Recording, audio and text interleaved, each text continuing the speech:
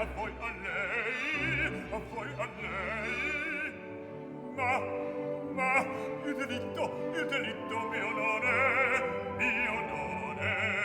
coup, un bonsoir collectif et puis un merci d'être venu. Je dois dire que moi, ça me fait assez plaisir de voir qu'au mot de complexité, les gens sont venus, ne sont pas partis en courant.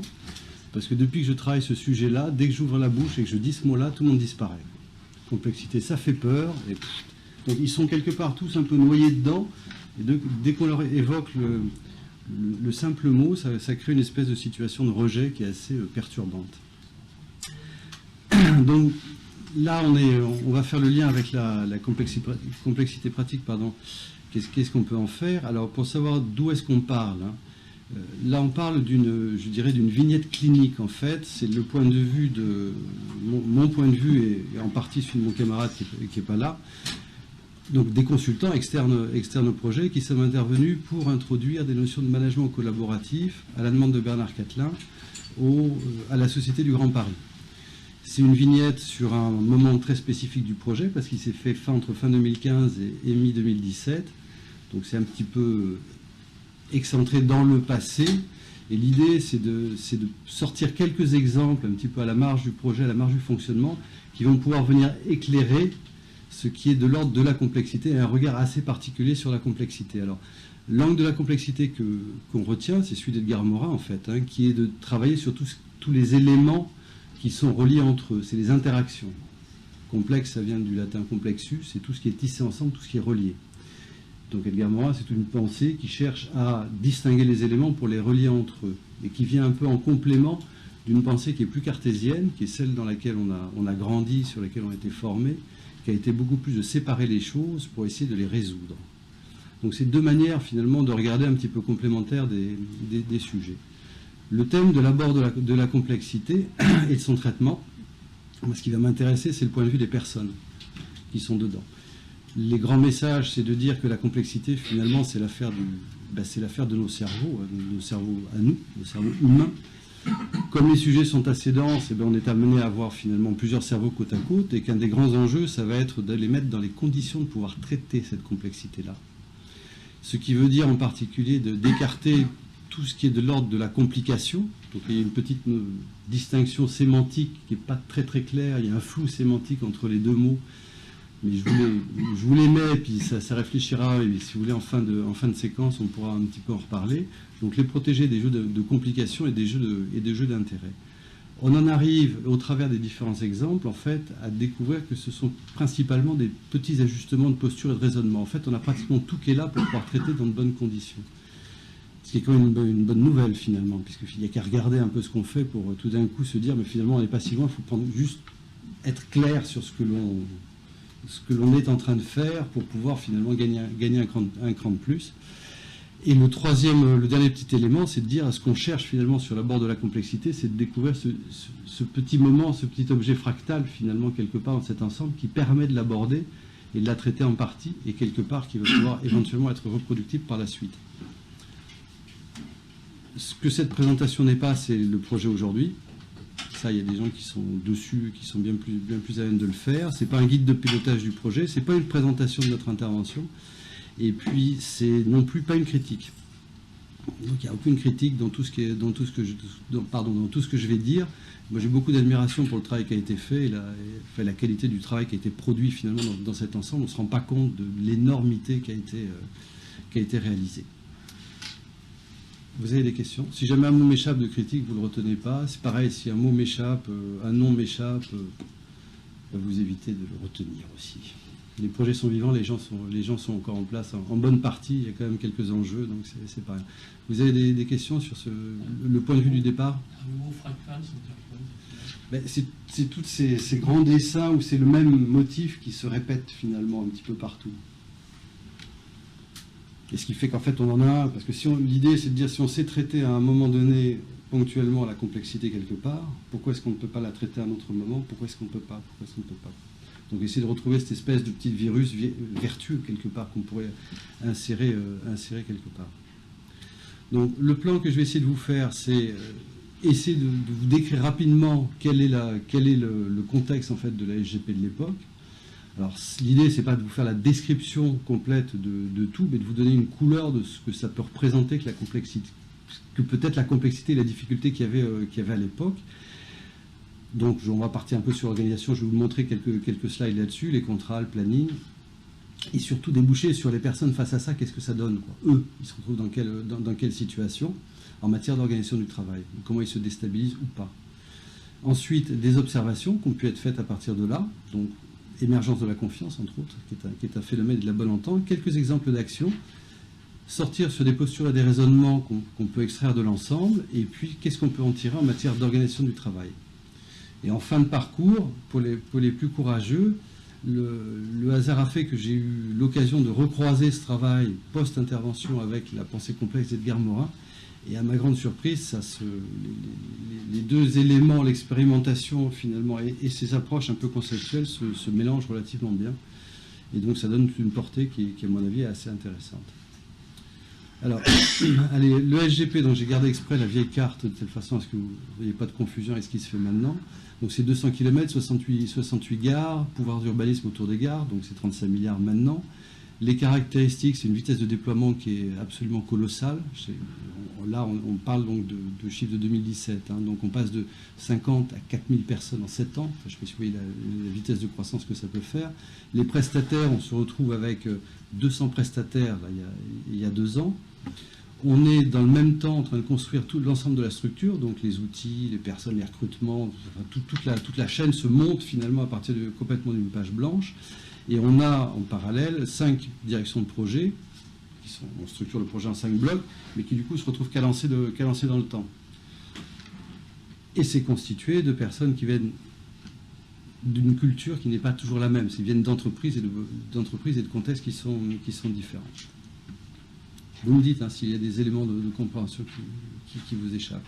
Donc quelques-unes des conséquences là-dedans, c'est qu'on se retrouve à concevoir les gares en même temps qu'on discute avec les territoires. Donc ce qui fait que ça a une tendance pendant tout un temps à déstabiliser. Donc moi, je n'ai pas vécu cette période-là, mais je trouve que ça serait extrêmement bien que les gens qui l'ont fait puissent décrire les complexités, les interrelations qu'il y avait à l'époque et les choix qu'il y a eu, enfin, la mécanique complète intellectuelle qui a été faite derrière. On se retrouve avec des éléments comme par exemple des conceptions de marché à 20 ans, alors que finalement on sait prévoir que l'activité à 2 ans. Donc on se retrouve avec des décalages. Vous voyez, à chaque fois qu'on constitue un bloc, en fait, il va rentrer en action finalement 1 ou 2 ans plus tard. On se retrouve avec des éléments de contrainte de marché public. Donc quand on est allé, comme tous les marchés de maîtrise d'œuvre n'étaient pas passés, on se retrouvait avec des gens qui attendaient pour rentrer, parce qu'ils n'avaient pas le badge pour rentrer dans la maison pour les réunions. Donc je ne sais pas si vous voyez des petits trucs comme ça de complications de la vie courante qui sont quand même assez lourds. Des éléments comme les outils qui n'étaient pas complètement secs, évidemment, il a fallu tous les monter en même temps, donc il y avait obligatoirement des bugs. Je sais pas, quand vous montez des outils, il y a toujours des trucs qui ne marchent pas. Ben là, c'est pareil, on partait en fait en expédition avec des éléments qui ressemblaient de temps en temps à des prototypes. Et encore une fois, c'est pas critique, on ne peut pas faire autrement, il n'y a pas le choix. On se retrouve avec des procédures qui ne sont pas toutes présentes quand les premiers arrivent sur les sujets, vu qu'on a nos phénomènes de lissage. Le projet, c'est une absorption considérable de ressources. Donc à l'époque, et je pense que maintenant ça va continuer à peser. Et puis on a une notion de risque un peu particulière, parce que comme c'est une boucle qui se construit, finalement un seul problème qui arrive peut finalement arriver à tout bloquer. Là, on ne leur souhaite pas, mais dans l'avenir, sur les 20 tunneliers qui vont tourner, il suffit qu'il y en ait un qui fasse tomber un immeuble, et je ne sais pas comment ça va réagir sur l'ensemble. C'est vraiment une boucle. Donc c'est pas, ce que je veux dire par là, c'est que c'est pas un risque, c'est pas un pourcentage d'eux, c'est le pourcentage il est multiplié, puisque lui, il va avoir un impact sur tout. Donc pour vous faire une idée un peu de ce chaînage, donc on a nos 5 directions de projet qui sont faites, et en même temps se montent en parallèle donc des éléments qui sont du transverse, donc c'est tout autant le DCE de référence, c'est tout autant les GED, les outils, les procédures, des thèmes qui arrivent comme la sécurité des travaux souterrains, mais en même temps on est en train de faire la chaîne financière, on est en train de recruter, on est en train d'essayer de former, on est en train de sortir des outils pour que les gens travaillent ensemble, mais en même temps il faut libérer les terrains. Donc on a en fait tout un tas de sujets qui partent, je dirais, en parallèle, et on va se retrouver avec un maître mot finalement dans la maison qui sont les sujets d'anticipation. Donc l'anticipation à ce stade-là, ça consiste à voir quand même des événements qui vont se passer dans plusieurs années. Donc c'est-à-dire qu'au moment où on les regarde, on les prévoit éventuellement tout petits, on parle quand même de 260 chantiers en même temps, donc ça veut dire que des contextes qui vont être complètement tous relativement différents. Donc projeter ça et d'essayer d'anticiper les interactions qu'on va pouvoir avoir sur les éléments qu'on a projetés. Vous voyez le jeu de projection qu'il y a là. Donc du coup, et j'y reviendrai après, on avait sorti une méthode pour aider à travailler ces sujets-là, qui était une méthode exploratoire. Et puis un élément qui était important, c'était la manière de coélaborer les chemins d'action qu'on allait pouvoir faire. Parce que là, on ne sait pas nécessairement du moment, enfin, on ne sait pas appliquer une procédure stricte et cadencée prévue à l'origine. Vous voyez un peu là, le schéma qui se dessine. Rapidement, vous m'excuserez, moi je ne suis pas très fort en PowerPoint, c'est juste pour voir un peu la structure de l'époque. Donc on avait une direction du programme et puis des directions support. Sur le programme, il y avait une direction des projets, donc nos 5 directeurs de projet, des éléments support techniques comme les techniques constructives, les systèmes, l'environnement et ainsi de suite, et puis une fonction transverse qui finalement a été chargée de coordonner et de prévoir l'agencement de l'ensemble. Bon, inutile de vous dire que c'est un peu... Oh, pardon. C'est quand même là que se passait le gros de la complexité, de la conception de l'action qui allait être déroulée.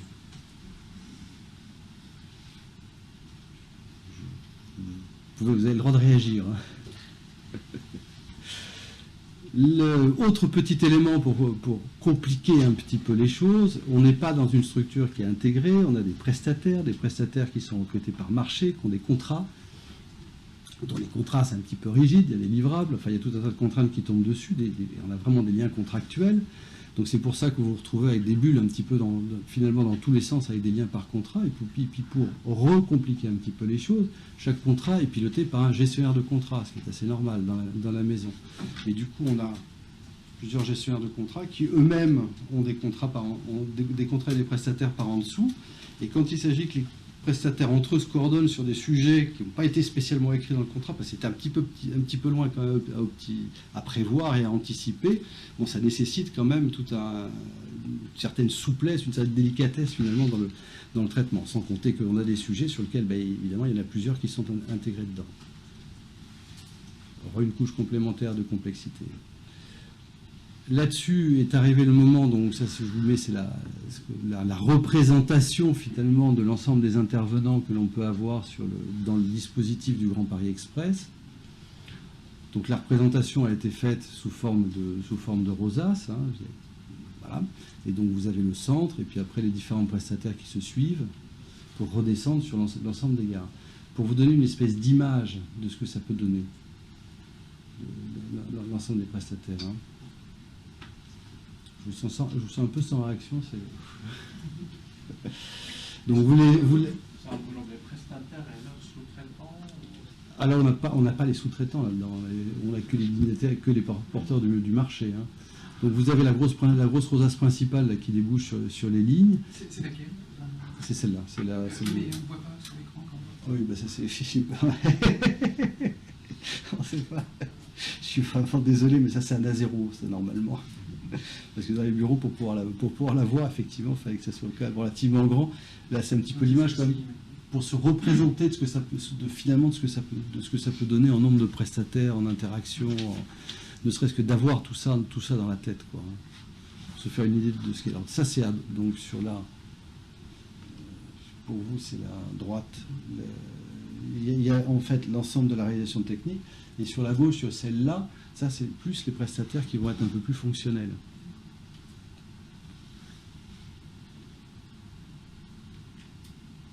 Ouais. Donc maintenant on rebascule sur la complexité vue du point de vue des personnes en fait. Hein. Quand un individu se retrouve un peu plongé là-dedans, on a du mal à savoir à quel état d'avancement détaillé le projet. Ça va trop vite, il y a trop de monde, les délais sont super courts, donc il y a des questions de stress sur les gens, de pression qui sont mises sur les gens. On a du mal à savoir qui traite les sujets, on a du mal à voir le nombre de sujets qui sont en cours, on a donc du mal à les ordonnancer, tout bêtement, savoir dans quel ordre est-ce qu'on les traite. On a dès qu'on trouve un sujet, on se retrouve avec une vingtaine d'intervenants, donc on se retrouve avec des questions pratiques toutes bêtes. On va monter une réunion, mais d'accord, il faut des salles pour 20 personnes, il faut savoir qui c'est, il faut pouvoir animer 20 personnes, c'est pas spécialement des choses qui sont évidentes, donc ça revient à chaque fois des petite complexité en plus pour les personnes. Le travail qui est fait, c'est finalement, tout le monde est professionnel du sujet, mais c'est la première fois qu'ils le font ensemble. Donc on se retrouve avec des décalages qui peuvent être dans les pratiques des différents intervenants. Donc on fait le même métier, mais pas de la même manière. Donc ça, c'est des causes d'inquiétude qui peuvent être faites. On se retrouve avec des sujets où on se préoccupe de savoir est-ce que tout ce que l'on a prévu va bien pouvoir être assumé. C'est une maison qui est neuve, hein. On n'est pas à la SNCF. À la SNCF, il y a tout qui est... On sait que ça marche, quoi, quelque part. Mais si on oublie quelque chose, on sait que ça sera récupéré. Là, c'est pas le cas. Donc ça fait des choses qui peuvent être relativement inquiétantes. On a derrière tout un tas de petits irritants qui peuvent être relativement dangereux. Là, on avait le cas où on avait trouvé à un moment donné des bondes de déchets amiantés. Il se trouve que la délégation de la signature n'avait pas été faite. Bon, c'est des papiers qui remontaient jusqu'au directeur pour être signés. On enlève 3 mètres cubes et ainsi de suite. Et qui s'en rendent compte, les gens qui font, ça crée des papiers, ainsi de suite. On s'est mal réglé. Donc des petits décalages comme ça peut créer des... et c'est normal qu'il y en ait. Ça peut créer des tsunamis, quoi, au final. On a les procédures, les outils, tout n'est pas dispo, tout n'est pas sec pour les premiers qui passent. Donc ça a aussi le sentiment de se dire, mais enfin bon sang, c'est quand même assez... la préparation est insuffisante, enfin ça inquiète hein, quelque part les personnes. Moi j'avais des cas de quelqu'un qui avait été très choqué parce qu'il n'arrivait pas à se faire rembourser ses 20 € de notes de frais en travaillant comme un furieux. Et il s'est dit, mais je ne comprends pas qu'il ne fasse pas, jusqu'au moment où il réalise qu'à la DRH, ils étaient sous l'eau pareil. Et qu'eux, ils avaient des recrutements à faire, parce que s'ils ne faisaient pas les recrutements, ils ne savaient pas si, et ainsi de suite. Donc ça devenait tout s'en mêle finalement, avec des perceptions chez les uns et chez les autres qui peuvent être plus ou moins blessantes ou difficiles à encaisser. On a des process qui sont appliqués à une structure qui est déjà assez complexe, hein, puisqu'on est assez gros. Donc on a des cas sur des procédures un peu marginales où il a dit, ben, on a tout fait, on a fait les AMO, les machins, enfin toute la mise en place ultra détaillée, et puis ça ne marche pas. Personne ne l'applique. On ne sait plus quoi faire, quoi, à la fin. On ne sait plus quoi faire nécessairement. Et puis, on a donc nos histoires de coordination différentes. Donc, si on prend tout ça, on a de la vitesse, on a des sujets, on a des intervenants, des volumes d'informations extrêmement rapides, on a des pratiques différentes, on a des lourdeurs qu'on ne comprend pas toujours, on a des supports qui sont incomplets, on a des coordinations qui ne sont pas faciles. Tout ça, ça s'applique sur des réalités qui sont assez diversifiées et changeantes, parce que finalement, 260 chantiers, 5 directions de projet, 5 personnalités, enfin bon... On les réaccumule, sans compter que les objets du projet eux-mêmes sont à la limite, pour certains, des savoir-faire techniques. Donc ça rajoute une couche importante. C'est comme à Flamanville. Flamanville, à mon avis, c'est beaucoup plus simple, ils se sont compliqués. Mais bon, là, oui, parce que là, on a des couches dans tous les sens. Là, hein. On parle à la population, on creuse sous les bâtiments, il faut discuter avec le maire, il y a beaucoup de manœuvres. Enfin, quand on va lancer les tunneliers, on ne fait pas des tunneliers, c'est que tout d'un coup, il faut 20 tunneliers. Et 20 tunneliers en 3-8, eh bien, ça fait 60 équipes. On ne les a pas. Je veux dire, c'est ça qui se passe aussi. Hein. Et on va demander finalement à l'industrie de les sortir, mais les industries, il ne faut pas oublier qu'ils sont aussi concurrents. Et d'ailleurs, sur ce sujet-là, ils ont vachement bien réagi. Enfin, on verra. Donc du coup, je reviens sur vous percevez un petit peu le degré d'instabilité qui peut se percevoir chez les personnes, chez les gens, en tant que tel. Petit apport là, c'est pas un problème qu'on a, c'est ce qu'on appelle un portefeuille de problèmes, une collection de problèmes. Et la question de la complexité, c'est ça, c'est regarder ce portefeuille pour finalement arriver à se dire, est-ce que là-dedans, on ne va pas arriver à sortir une opportunité qui, quelque part, va chercher un petit peu à tout résoudre et mettre un petit peu de solution finalement dans cet ensemble. On a pris l'étoile, la rosace, on l'a mis sur fond noir, on a mis les étoiles derrière, on l'a détournée quelque part. Que la force soit avec toi, ce qui a remonté le moral un petit peu des troupes, qui étaient par moments de temps en temps un peu déprimées. Alors, maintenant, par rapport à cette description qui peut apparaître un petit peu noire, qu'est-ce qu'on constate par rapport à ça? Alors, ce qu'on constate par rapport à ça, c'est l'émergence d'une forme de confiance et de très très bonne entente entre les personnes. D'une part, une radicalisation qui va dans ce sens-là, et puis de l'autre côté, une radicalisation qui va dans l'autre sens, où c'est vraiment durcissement, l'extrême étant le burn-out, j'ai craqué. Alors, la confiance et la bonne entente, d'une certaine façon, elle se fait, elle est assez naturelle, parce qu'il y a tellement d'informations à échanger, de vitesse de travail à avoir, qu'on a plus vite fait de s'entendre bien que mal, quelque part. Donc ça devient quelque part un comportement qui est relativement naturel. Pour vous donner un peu une image de la charge que les gens se retrouvent à devoir assumer. Nous, on a un séminaire qu'on doit monter, donc on a 4 têtes de pont qui doivent se coordonner. Évidemment, ils se sont débrouillés pour être en vacances, pas être les 4 en même temps présents. Donc ça, c'est petit détail pratique. Du coup, moi, j'envoie 2 d'entre eux, je veux dire, à 5 heures, pardon. Ils m'appellent à 4 heures pour me dire non, on a un peu débordé, ça va plutôt être 5. J'arrive à 5. À 5, ils me disent on a encore un petit peu débordé, est-ce que tu peux pas attendre 1 heure, puis on commencera à 6 heures. À 6 heures, je rentre dans la salle, ils arrivent à se dire bon, très bien, on a fini, est-ce que tu as encore des questions? Et le gars en rajoute une dizaine. On n'a pas tout à fait fini, il en redit, alors là, les bras montent. Et c'est que ça, quoi. Et les gars finissent par dire à la fin, tu sais, il y a tellement de choses à échanger qu'on n'a même plus le temps de s'engueuler.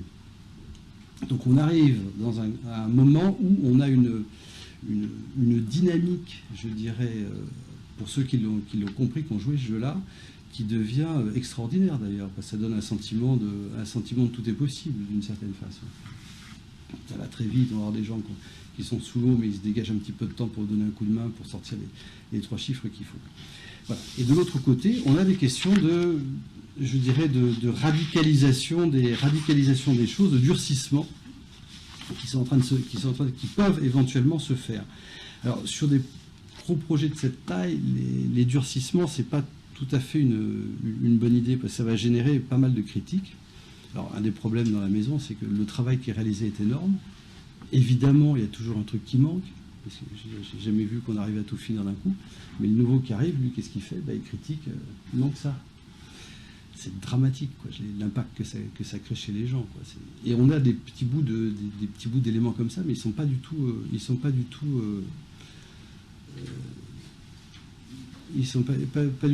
neutres. Donc, cas de radicalisation, c'est pas une bonne idée parce que du coup, on se retrouve avec des contraintes qui s'expriment pas. Donc, des cas, par exemple, où certains prestataires n'arrivent pas à recruter, mais en même temps, si la contrainte, on l'exprime pas, ils n'arrivent pas à le dire. Ils rêveraient de pouvoir le dire sans se faire engueuler par le client et par leur chef, mais ils ont du mal à le dire. Et le gars, oui, il y a des problèmes à recruter, mais c'est pas lui qui a des problèmes, c'est le projet qui va avoir des problèmes au bout d'un moment. Donc c'est pas une bonne idée de radicaliser là. Les problèmes remontent beaucoup plus difficilement, tout simplement. Déjà les problèmes remontent pas facilement. Alors, sur les gros projets, c'est encore pire. On a des impacts sur le stress des gens, parce que quand on va commencer à travailler et qu'on craint de se faire engueuler à tout, je veux dire, ça en rajoute, quoi. Ça occupe de l'espace. De l'espace dans la tête, ça ne permet pas d'attaquer sereinement les sujets. Le stress aussi est très très inquiétant parce qu'il y a des impacts sur les choix qui peuvent être faits. Donc ça, c'est pas neutre du tout. On ne réagit pas pareil dans les conditions de stress ou dans les conditions de calme qui sont faites. Et on ne réagit pas dans le bon sens. C'est qu'on prend plus de risques qu'on ne devrait. Voilà, quand on est dans des situations comme ça, inutile de vous dire que c'est compliqué d'avoir des idées qui sont un peu novatrices ou des opportunités qui peuvent se faire. Cette radicalisation, là, dans le monde de la complexité, en fait, et l'émergence surtout de la confiance et de la vitesse de constitution de la bonne entente, c'est ce qu'on appelle une émergence. Système complexe, beaucoup d'interactions, il y a des propriétés nouvelles qui risquent de se créer. Celle-là en est une. Moi, j'ai mis du temps à me rendre compte de ça, mais à quel point une bonne partie était demandeur de solutions, chose que j'ai rarement vue dans les entreprises en temps normal. Ils ont tous plus ou moins peur, alors que là, on a une ouverture qui se fait. Tiens, j'ai ce type de cas, qu'est-ce que tu en penses? Comment est-ce qu'on pourrait le faire? Ce qui se passe aussi, c'est qu'on a ces mécanismes se font, mais les gens n'en ont pas nécessairement conscience, c'est-à-dire qu'ils ne le voient pas en tant que tel. Moi, je ne l'ai pas entendu se formuler tel quel, ce phénomène-là, alors que ça serait intéressant qu'on puisse se le dire. Si on se le dit, on va s'auto-favoriser un chemin qui va développer cette émergence de la confiance et de la bonne entente. Vous me suivez? Oui, non. Bon. Alors, les autres points, enfin, fonctionnements un peu particuliers qu'on a aussi repérés, c'est ce que j'ai appelé des rôles marginaux. On a eu une discussion avec un des prestataires, il y a un rapport qui est sorti sur le fonctionnement des maîtrises d'œuvre, et apparaît qu'une maîtrise d'œuvre se débrouille mieux que l'autre. Enfin, une des maîtrises d'œuvre se débrouille quelque part un petit peu mieux que l'autre. Et l'explication qui est poussée, c'est de dire qu'il y en a une qui est vraiment fondée sur une valorisation des troupes par l'expertise, d'une certaine façon. Donc, du coup, une tendance à chaque fois qu'il y avait une réunion à y aller avec tous les experts.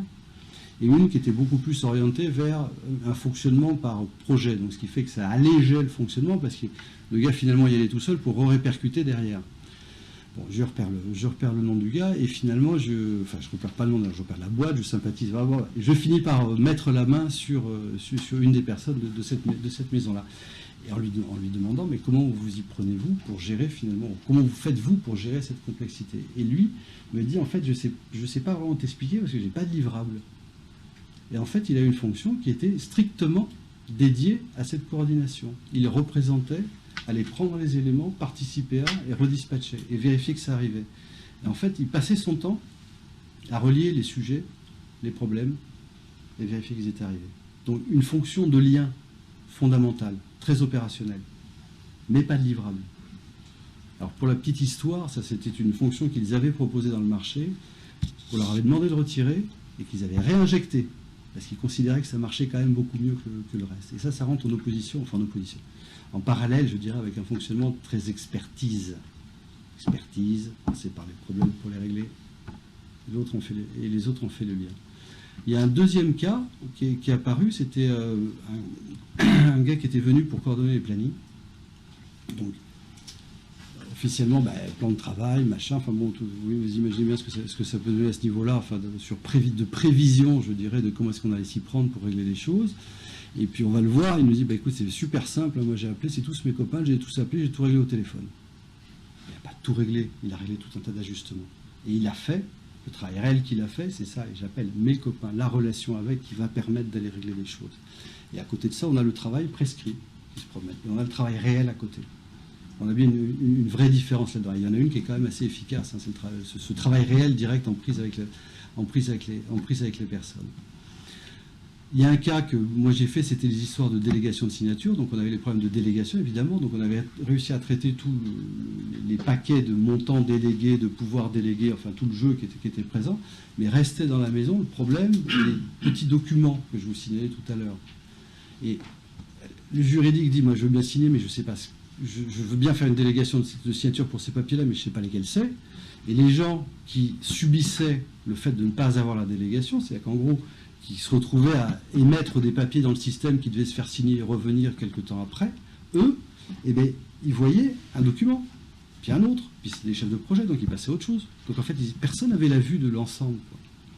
Et ce truc-là, on finit par le régler, parce que je mets la main par des questions de relations personnelles, avec quelqu'un qui est dans l'assistance à la maîtrise d'ouvrage et qui a un chaînage de l'ensemble des étapes à faire pour conduire, pour avoir le permis de construire, et ainsi de suite, dans lequel les documents sont identifiés, et ça me permet d'extraire les papiers pour les remonter au juridique pour qu'ils puissent faire le truc. Vous voyez l'élément, là c'est encore une fois un cas où en fait on va relier des problématiques, parce qu'on a compris qu'il lui manque ce truc-là, le sujet, où est-ce qu'on va le trouver, ainsi de suite. Donc en fait c'est un complément du fonctionnement qui vient piocher dans différents éléments pour essayer de sortir.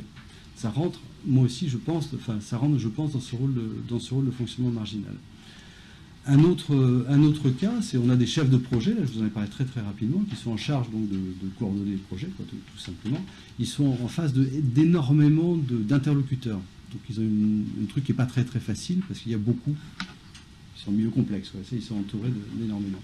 Et il y en a un de ceux-là qui est très humain et qui dit, finalement l'entreprise travaille en 3-8, donc je vais aller soutenir les ouvriers, je vais leur dire que c'est bien, tout ça, je suis content de les voir. Donc il se lève à 4h du matin, il va sur le chantier, et qu'est-ce qu'il trouve sur le chantier? Personne. Voilà. Je mets un coup de téléphone à l'entreprise, je ne comprends pas, vous me mettez des gens qui travaillent la nuit, et là il n'y a personne. Donc on a là une fonction qui est un rôle, je dirais, de soutien aux personnes, parce qu'il part d'une vraie bonne intention quelque part, et en même temps ça lui permet aussi de manière accidentelle, mais de reprendre un regard sur finalement sur l'activité, en fait sur le rôle que les gens ont. Rôle que j'appelle rôle marginal. Crozier l'a décrit il y a 40 ans. Ça fonctionne beaucoup comme ça, le travail. Mais le problème, c'est qu'on ne le regarde pas vraiment, on ne le voit pas. Quelque part, on n'aime pas trop ces choses-là. Vous me dites si vous avez des réactions par rapport à ça. Deuxième exemple d'action que j'appelle naturelle et rapide, c'est l'accueil sur une des lignes, accueil des maîtrises d'œuvre. Donc l'idée, c'est de faire, ils viennent d'être nommés, c'est bon, ils sont sur le marché, tout ça. Donc on va monter une journée pour recevoir l'ensemble des troupes en fait. L'idée, c'est de leur faire passer l'idée du management collaboratif. Il faut rentrer dans la collaboration. Et ce qu'on suggère à la directrice de projet à l'époque, c'est un truc tout simple, tout bête, c'est de réunir les principaux chefs qui ont été nommés pour préparer avec eux la journée qu'on va faire. Donc, on crée une petite action rapide, qui est une action par l'exemple, par l'intention. On veut diffuser ces notions de collaboration, et on se l'applique à nous-mêmes tout de suite.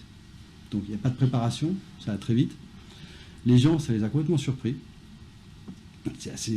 C'était assez étonnant. On se rend compte 2 ans après qu'ils travaillaient énormément ensemble, c'est-à-dire que cette notion de collaborative était rentrée dans les équipes, c'est-à-dire qu'on était même allé un petit peu plus loin que partout ailleurs d'une certaine façon, et là où ils avaient plus le problème de se reménager des étapes où ils pouvaient travailler tout seuls dans un ensemble où les gens travaillaient énormément ensemble. Et là-dedans, donc les gens disent... Ces chefs-là disent, mais ça serait vachement bien que, au cours du projet, ces points informels soient maintenus. Et qu'en fait, qu'on garde, nous, des étapes un petit peu de réflexion sur ce qu'on est en train de faire. Bon, ça, dans la pensée complexe de Morin, ça s'appelle le méta. C'est prendre un petit peu de temps pour regarder ce qu'on est en train de faire. Tout bête. Et c'est une demande qui vient des personnes. L'autre remarque qu'on peut faire par rapport à ça, c'est cette distinction entre, je dirais, une opportunité de moyen et une solution en tant que telle. On a un peu réflexe de sauter sur la recherche d'une solution. Dans les situations complexes, avoir l'illusion qu'on va pouvoir trouver une solution, bâtir une feuille de route qui va être imparable, quand il y a autant de paramètres qui risquent de rentrer en jeu et d'interagir, est quelque chose qui est, à mon avis, un peu illusoire. Et donc, il faut reprendre ce réflexe de se dire, mais revenons peut-être de temps en temps à la constitution d'actions et de moyens plus simples, plus naturels, mais qui vont nous permettre d'aller vers le chemin de la coélaboration d'un chemin d'action. Percevez cette rotation. Je ne saute pas la solution, je ne risque pas d'y arriver, je ne cherche même pas à l'écrire. Par contre, je vais essayer de me constituer les moyens qui vont me permettre de faire ça. Une des grandes clés de ce moyen-là, c'est bien la connaissance des personnes, c'est bien l'entente entre les gens, c'est bien l'état d'esprit qu'on va pouvoir rentrer. Donc ça a l'air relativement marginal, mais ça ne l'est pas du tout, en fait, dans la réalité. Alors, un autre exemple, qui est un exemple de collaboration, c'est sur le planning. Arrive un moment sur une des lignes où il y a un problème de planning. Réflexe de la maîtrise d'œuvre, je vais travailler, puis je reviens dans un mois. Normal, quoi. Et là, le directeur de projet dit non. On ne fait pas comme ça, si vous venez demain, avec vos gars qui connaissent les éléments dessus, moi j'amène les miens, on partage ce qu'on sait sur les éléments, donc on est vraiment dans une notion d'exploration de l'ensemble des éléments connus, et une fois que ce partage-là il est fait, là vous repartez travailler. Et on se revoit dans un mois. Pour éventuellement ajuster, blablabla. Cette simple petite manip, c'est 2 mois de gagné sur la constitution la résolution de cette sous-partie de planning. On a là un élément qui sont de la... Comment ça s'appelle ? On a plusieurs éléments derrière. On a un réordonnancement d'actions qui sont connues. Toutes ces actions-là, on sait les faire, mais on va en fait les agencer de manière un petit peu différente. Donc je le signale parce que très souvent en matière de complexité, il ne faut pas chercher midi à 14h. On prend les blocs et on les redispatche un petit peu différemment. Et comme par hasard, ça marche un peu mieux. On a la notion d'exploration. Donc exploration, c'est-à-dire c'est la recherche et le partage des éléments que l'on peut avoir dans une situation. Tout à l'heure, on parlait d'anticipation avec des éléments qui étaient très très loin, qu'on voyait tout petit. Donc, on voit bien l'intérêt, quand on est plusieurs, à avoir une connaissance, qu'on est professionnel de ces choses-là, de pouvoir partager ces éléments-là. Ces méthodes exploratoires, en fait, sont assises sur le fonctionnement de la découverte, dans le mécanisme cérébral du cerveau. Je ne sais pas si ça vous évoque quelque chose. Alors, la découverte, le mécanisme de découverte du cerveau, c'est assez simple. Il y a 4 étapes qu'on retrouve, c'est toujours les mêmes. La première consiste à se mettre le problème en tête. Donc, on se le fixe dans le cerveau. Tous les éléments, on les a. Donc, quand on fait de l'exploratoire en entreprise, eh bien, on met le plus possible de gens qui mettent leurs connaissances en face. La deuxième étape, c'est une étape qui consiste à ne rien faire ou à aller faire autre chose. En gros, le cerveau travaille tout seul. La troisième étape, c'est le cerveau a travaillé, vous envoie des éléments. Et là, le conseil, c'est de les noter, tout simplement. C'est vraiment génial, ça marche tout seul. Et la quatrième étape, c'est là où commence le travail. C'est là où on se met à quelques-uns et on va prendre toutes ces idées fugaces que l'on a eues et on va commencer à les malaxer pour essayer d'en faire quelque chose qui tienne la route. En situation complexe, c'est très pratique, ces choses-là. D'accord ? Parce que vous pouvez très bien tout à fait travailler pour contribuer à explorer une zone, mais en même temps ne pas être en charge de la réalisation. Et c'est très plaisant, je veux dire, d'aller enrichir finalement une visée de situation.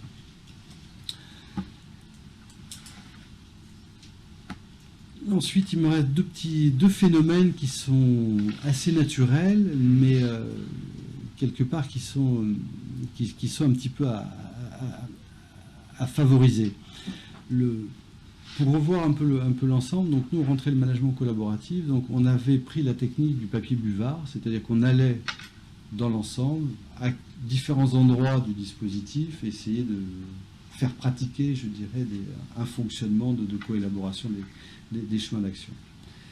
Donc on avait ça d'un côté, et puis en parallèle, c'était monter un peu l'idée de monter un grand séminaire qui allait regrouper l'ensemble des principaux acteurs de la réalisation. Donc un séminaire à l'échelle du GPE, c'est 250 personnes. Tout de suite, ça prend des proportions qui sont incroyables, dont l'idée étant la collaboration. Voilà. Donc on a quelque part l'intention qui est d'un côté, et de l'autre, quelques petites touches qui ont été posées. Et à un moment donné, il y a une des directions qui s'empare de cette idée de collaboration et qui rentre dans une mécanique où il va s'occuper de ses équipes, animer différemment, monter les séminaires, enfin rentrer. Et il me dit après coup, il me dit, comment ça s'appelle ? J'ai compris dans une de vos séances qu'on allait devoir faire autrement. Donc c'est quelqu'un qui s'est, entre guillemets, allumé par rapport au sujet. Donc c'est en même temps ce qu'on souhaite quand on fait ce genre de choses, et en même temps le regarder simplement en se disant bah oui, c'est normal que ça arrive, ça me semble d'une certaine façon insuffisant. J'essaie de le redire autrement.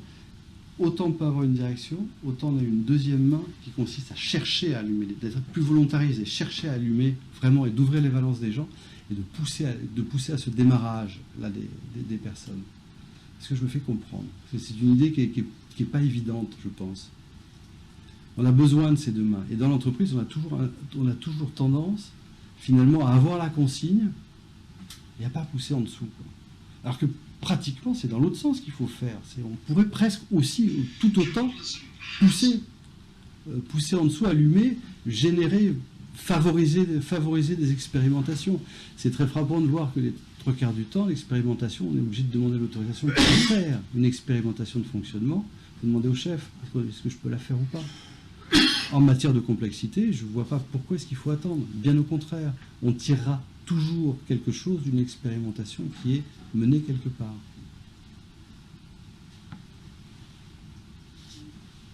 Je vous sens. Tu aurais un exemple de ça, du vécu du projet, ce que tu viens de dire, quelque chose pour stimuler, c'est vrai, il faut essayer, et il y a aussi un planning, il y a une rigueur qui attend les gens, donc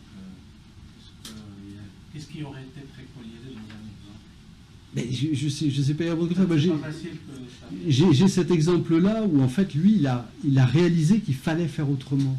Ce que je veux dire, c'est ce déclenchement-là et moi qui me semble intéressant. Souvent quand on envoie une consigne, ben on les voit, les gens ils reçoivent la consigne et puis ils y vont comme des moines abattus. Je veux dire, bon ben il faut faire ça, le chef il a dit qu'il fallait le faire, quoi.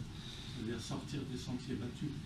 Et là, dans son cas à lui, oui, c'était sortir des sentiers battus, d'une certaine façon. Enfin, c'était sortir des sentiers battus tels qu'il se pensait, lui, en tant que chef polytechnicien qui s'occupait d'une direction de projet. Il a réalisé que ce n'était pas lui qui allait donner la solution de tout, mais qu'il avait intérêt à faire travailler les gens ensemble, différemment, pour qu'ils sortent. Tout d'un coup, on le réalise ou on ne le réalise pas. Et ce que je veux dire, c'est que l'impact sur les personnes n'est pas le même. Le travail qui est derrière n'est pas le même. Et la tendance que l'on a, nous, avec nos fonctionnements très, très hiérarchisés, c'est finalement d'attendre que la consigne soit donnée et que quelque chose se passe, quoi. Mais c'est finalement assez passif, tout autant de la part de la direction que de la part des gens, qui eux-mêmes attendent l'autorisation de bouger. Il ne faut pas se leurrer, quoi. On est deux pour finalement rester dans cette zone d'immobilisme. Et en matière de complexité, c'est vraiment pas une bonne idée de faire ça. Plus exactement, c'est plus on aura de diversité d'expérimentation et de richesse d'expérimentation, plus on aura de la matière pour en faire quelque chose. L'expérimentation n'est pas réductrice. J'ai l'impression de vous perdre un peu. N'hésitez pas. J'essaie de simplifier parce que là, je vous en ai enlevé vraiment, vraiment pas mal. Mais je vous rassure parce que je vais le recouper en plusieurs slides. Non, c'est pas facile. En fait, il ne faut pas s'embêter. On le fait, mais on ne sait pas qu'on le fait vraiment. Donc, il faut revenir, oublier tout ce que vous avez appris, revenez à comment est-ce que vous faites de manière naturelle, et vous allez vous rendre compte que c'est ça qu'il faut quelque part faire. Et ce que je suis en train de vous dire, c'est que ces actions qui sont naturelles, qu'on n'ose pas vraiment faire, qu'on n'ose pas penser, qu'on n'ose pas dire, c'est celles-là il faut avoir confiance, il faut le faire. Et je vous dis ça, moi je l'ai vu, et ça marche, quoi. Ces trucs-là, ça marche. Donc, je reviens là sur un certain nombre de postures et de raisonnements qui vont recroiser et reprendre un certain nombre d'éléments qui ont été dits précédemment. Les problèmes, portefeuille de problèmes et opportunités. Alors ça, on n'a pas le réflexe, on n'aime pas ça, les accumulations de problèmes. Et pourtant, c'est ce qu'il faut faire. Et plus on a de sujets qui sont complexes, exprimés, connus, reliés entre eux, plus on a une chance de trouver un chemin d'action pour les résoudre tous. Il faut vraiment en avoir conscience. Si on veut résoudre, c'est quand même par là. J'ai une question. Tous ces problèmes, c'est bien, mais en pratique, il y a deux entreprises, il y a un problème, et le coût selon la solution, ça peut affecter plus le coût d'une entreprise plutôt qu'une autre. Oui. Et comment on résout ces problèmes-là? Parce que les gens vont tirer leur couverture à eux en disant moi, je veux ça, c'est pas dans mon marché, c'est pas dans mes coûts. Je vous ai fait une réponse de jésuite, mais qui n'est pas franchement une réponse. C'est la pratique. Hein. Ça, c'est la pratique. Mais du coup, la réponse, qui est un petit peu la réponse des jésuites, qui n'en est pas tant que ça, c'est bien de distinguer ce qui est de l'ordre du complexe, c'est-à-dire des relations qu'on va avoir, des relations éventuellement techniques qu'on va avoir pour résoudre le problème, et protéger ces gens-là des discussions d'argent et contractuelles qu'elles, on va mettre ailleurs. Ah, d'accord. Et c'est là où ça va commencer à se jouer. Donc, c'est pour ça, le truc, moi j'ai un discours qui est peut-être un petit peu abstrait, mais dans la réalité, ça se termine par des choses qui sont assez simples, quoi. Et ça, c'est à peu près unanime. C'est à partir du moment où vous mélangez dans une résolution pratique entre techniciens les problèmes d'argent, alors vous n'êtes pas sorti d'affaire. Franchement, vous n'êtes pas sorti. Alors ça ne veut pas dire qu'entre chefs... Le technicien ne va pas se faire engueuler, celui qui a trouvé une bonne solution globale, on va dire, mais qui pénalise sa société. Alors, on revient... Si on en est à ce stade-là, on n'est pas sorti d'affaire. Franchement, si le Grand Paris rentre là-dedans, ils n'y arriveront pas. Donc on a bien ce sujet qui est de dire, trouvons la manière la plus habile techniquement de résoudre les sujets entre gens qui n'ont pas à se préoccuper de ces étiquettes, de ces jeux d'intérêt, et laissons les patrons faire. Alors je pense que les patrons sont assez raisonnables pour se dire, bon, on ne va pas se mettre l'un et l'autre dans des situations de porte-à-faux. De toute façon, sur une situation comme celle-là, si je dis une bêtise, mais toutes les entreprises sont dedans, à plusieurs endroits, donc ils se retrouveront. Je crois que ça ne serait pas une bonne idée. Et c'est intéressant parce que ça, c'est un vrai problème français, quoi. Voilà, je crois qu'on est. Bon, Voilà, donc du coup, c'est vraiment cette notion de portefeuille.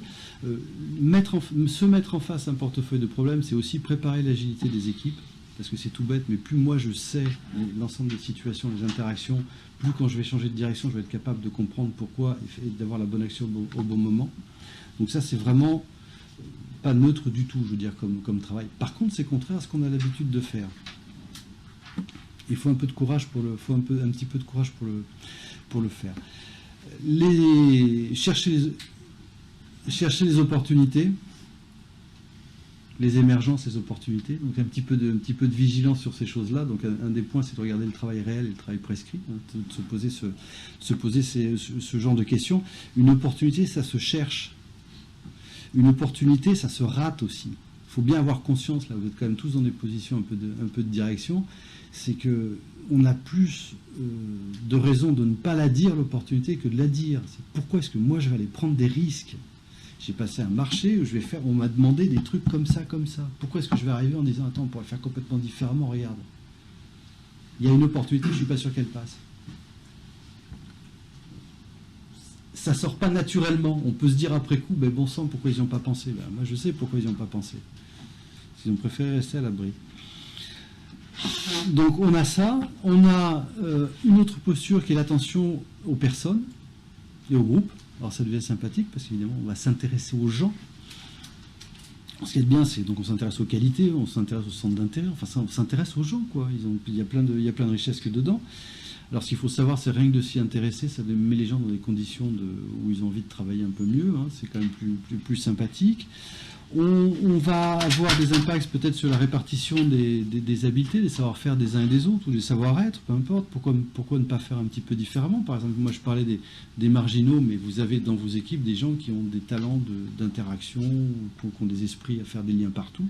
Mais pourquoi est-ce qu'eux ne prendraient pas un peu plus de cette part-là et un peu moins du travail obligatoire de la fonction? Les habiletés, ça compte. Je veux dire, c'est les habiletés secondaires. Ça peut venir en action dans les situations complexes. Je veux dire, les situations, elles basculent, elles changent rapidement. Donc, il faut quelqu'un pour être en face. C'est besoin de volontaires, quoi. Il y a besoin de gens qui savent faire autrement.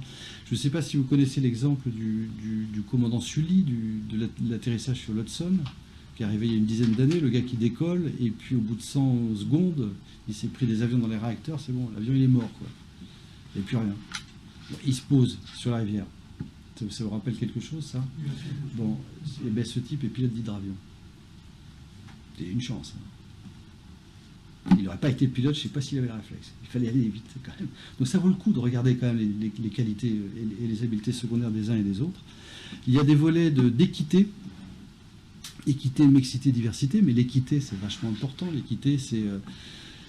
je ne sais pas si vous connaissez l'exemple des singes capucins qu'avait fait Franz de Waals. Donc l'équité, c'est une notion qui est extrêmement profonde chez l'être humain. L'être humain, c'est ce qu'on appelle un coopérateur conditionnel. Moi, je veux bien coopérer si vous coopérez. Et je ne veux pas être tout seul. Et ça, c'est vrai dans la tête de tout le monde. Donc l'expérience de Franz de Waals, c'est des singes capucins, des petits. Donc il leur fait faire des tâches et puis il leur donne un raisin à chacun. Et puis à un moment donné, il donne un concombre à l'un puis un raisin à l'autre. Et le concombre, ça ne dure pas longtemps. Il voit ça une fois et paf, après il jette. Et ça, c'est viscéral. Donc nous, on l'a extrêmement profond, ce truc-là. On accepte des différences, c'est clair, mais jusqu'à un certain point. Et quand on remonte à des problèmes de société maintenant, c'est une des explications pour lesquelles il y a tant de difficultés. C'est que les gens ne veulent pas faire les efforts tout seuls, quoi. Ça, c'est à peu près clair. Attention aux peurs et aux craintes, ça c'est hyper important. On a un impact du stress sur la décision et pas dans le bon sens. Hein. Le stress, ça fait revenir en arrière, ça raidit, ça fait revenir tous les trucs que l'on sait par cœur et ça bloque toutes les opportunités de penser différemment. Donc vous raidissez complètement la situation. C'est pas simplement se faire plaisir. On a donc les modalités du travail. Donc j'ai un peu parlé de l'exploratoire, je sais pas comment est-ce qu'on revient en arrière.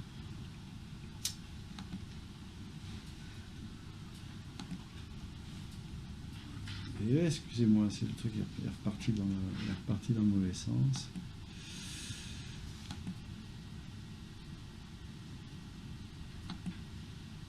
Voilà, l'exploratoire, la coélaboration. Donc, exploratoire, j'aime un peu expliquer les trucs. La co-élaboration, ça se distingue légèrement de la coopération. L'image est assez simple. Les singes à la chasse coopèrent. Ils savent faire, ils savent ce qu'ils veulent, ils le visent, ainsi de suite. La co-élaboration, c'est quand on va commencer à avoir un enjeu, un produit final qui est moins clairement défini dans la tête de tout le monde, y compris du client. Donc ça va amener un travail avec beaucoup plus d'interaction et d'ajustement par rapport à ce qu'on est en train de produire. Les tâches sont moins réparties clairement, c'est plus flou, c'est plus dynamique. On co-élabore des chemins d'action, par exemple. Les actions naturelles et rapides, ça on en a parlé. Les ordonnancements, du et pas que du ou. On a tellement tendance à tout vouloir normer, tout faire que de la même manière. Non, on peut faire de deux manières différentes. On peut avoir deux réalités, deux vérités différentes qui coexistent. Ça, c'est la dialogique, ça c'est la pensée de Morin. Et puis l'ouverture des valences, ce que j'essaie de vous transmettre, à savoir démarrer, c'est-à-dire, attends, là il faut faire complètement différemment. C'est bon, maintenant je change complètement de cap et je vais y aller. Et les expérimentations à faire. Et la dernière étape qui est le méta, en fait, qui est en fait de s'astreindre quelque part à se regarder faire. Ces ajustements vous semblent-ils naturels? Non. Est-ce que vous avez le sentiment que c'est ce qui se passe en entreprise?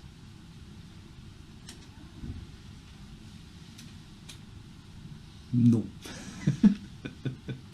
Bon, alors le méta, c'est ça, effectivement, c'est pouvoir regarder ce qui se passe, parce que bon, on peut se dire, voilà, effectivement, en entreprise, il y a peu de volontaires, peu d'initiatives, à chaque fois, il faut demander l'autorisation pour expérimenter un truc, les problèmes sont évités, parfois on les nie, c'est régulièrement, les problèmes ne sont pas souvent exprimés, ils sont encore moins reliés entre eux, la nature complexe des sujets est rarement explicitée, d'ailleurs tout est globalement relativement cloisonné, on coélabore relativement peu les chemins, on a tendance à appliquer des recettes.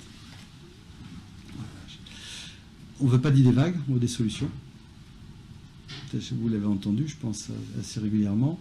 Il y a assez peu de réunions exploratoires, généralement il y a toujours des objectifs, on n'en sort pas.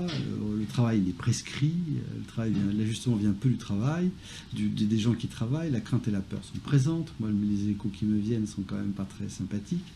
On a assez peu de diversité, l'équité est relativement rare. Et on a assez peu de temps pour aller voir comment est-ce qu'on pense les sujets ailleurs. Vous y retrouvez? Dommage. Excusez-moi.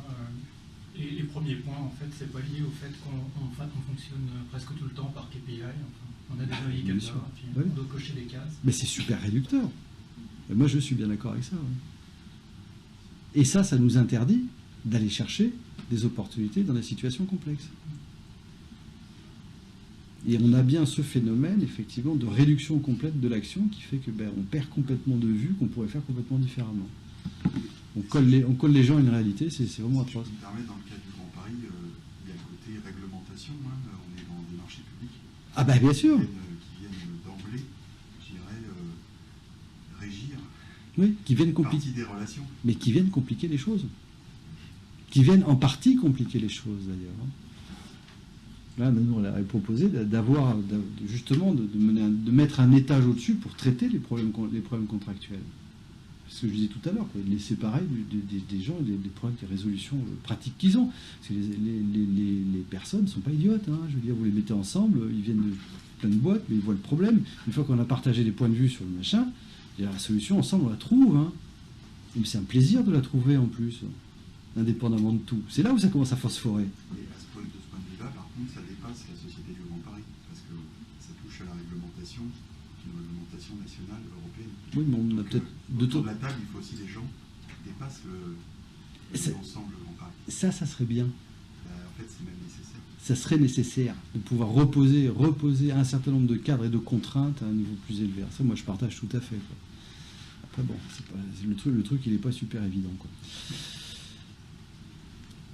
Alors, ce qu'on en retire en matière d'organisation, je vois qu'il est 7h30, évidemment, j'ai complètement dérapé. Donc je vais essayer d'aller un peu plus vite, donc, parce qu'on en tire des principes de l'organisation du travail. Donc c'est des principes. Hein. Après on les applique, on les décline un peu comme on veut. Ce truc-là est relativement souple. Donc plusieurs, le rôle marginal, cellule multifonctionnelle, les bulles collaboratifs et le méta. Donc normalement, on a à peu près tout évoqué. Le rôle marginal, c'est ce dont je parlais, c'est la manière de relier les gens, d'aller les soutenir, d'être présent, d'être un complément de ce qui se fait. Et ce qui est frappant, c'est que dans le travail c'est en partie ça, c'est-à-dire que vous le faites tous plus ou moins, quoi. Mais on ne considère pas que c'est du travail, alors que c'en est. Et j'allais dire que c'est la partie efficace du travail, elle est là, d'ailleurs, beaucoup plus que dans la répétition. Donc ça, on peut y revenir, j'accélère. L'organisation cellulaire, et ça consiste à essayer de basculer d'une organisation par métier, par expertise, dans une organisation qui est par cellule, multifonctionnelle. Donc, on prend le sujet qu'on a à traiter, au lieu de le découper par métier, je t'ai mis les juristes, j'ai mis les machins. Non, on a des blocs de complexité sur l'activité que l'on a à faire, et on va regrouper autour de ces blocs de complexité des gens, les métiers qu'il faut pour pouvoir le traiter. Ce bloc-là. Donc on se retrouve à avoir redescendu le traitement de la complexité à un niveau plus humain, un groupe de 50 maximum. À 50, on se connaît. On n'a pas besoin de règles. On interagit, on se soutient, on partage tout un tas de choses. On est beaucoup plus réactif. L'échange, elle est là. À 50, c'est ce qu'on est dans la salle, même pas. On peut se parler directement. C'est plus simple. Taille, implantation physique, si possible côte à côte. Donc on gagne connaissance des personnes, polyvalence, l'épanouissement au travail, puisque je dis les problèmes on les voit, on peut le faire, on peut commencer à... En plus on peut bouger sur ce qu'on a envie de faire, même enrichir. On a un impact sur les risques psychosociaux. Alors je ne sais pas si vous le savez, mais le premier facteur de risque psychosocial en 2010, c'est la complexité. 46% des gens disent je suis en train de craquer parce que j'ai trop de choses à penser en même temps. Il faut quand même le faire, quoi. Un truc comme ça ne vous résout pas la complexité, mais ça vous résout la vitesse d'interaction. C'est déjà pas mal. C'est-à-dire qu'on va avoir le même truc à penser, mais on y pense, et on le résout beaucoup plus vite parce qu'on a la personne à côté. Donc c'est quand même non négligeable. Donc après, on a parlé un peu de la visibilité des sujets, les échanges rapides, les ajustements qui peuvent se faire beaucoup plus vite, plutôt que d'enquister des couches de contraintes. Tout de suite, on va se dire, non mais attends, mets trop en sécurité. Attends, enlève ça. Tu vois bien, le pauvre, là, tu es en train de lui demander tout ça de documents de reporting. Non, baisse. Il faut qu'il ait encore le temps d'aller sur le terrain, voir dans quel état sont les sols et tout ça. Donc c'est ça qu'on arrive à faire, en fait, un ajustement. Et en contrepartie, on a un certain nombre de problèmes. Évidemment, c'est l'auto-organisation n'est pas quelque chose de naturel. On va avoir des problèmes de coordination intercellule. Il va falloir malgré tout protéger un petit peu ces gens des complications. Et on a un mode de travail qui est un peu différent aussi, parce qu'on va plus parler de focalisation successive, et aussi on va travailler plus en mode opératoire qu'en procédure. Une petite question. Les cellules, elles s'agrègent autour des problèmes à traiter, ou alors il y a quand même un chef d'orchestre qui dit il y a tel et tel problème pour lequel on aura besoin de tel type de ressources? Moi, à mon avis, il faut le faire en mix entre les deux. Je suis en face des sujets, moi j'ai mon mot à dire. Mais le chef, lui, il est en face aussi d'un ensemble de sujets, il a aussi son mot à dire.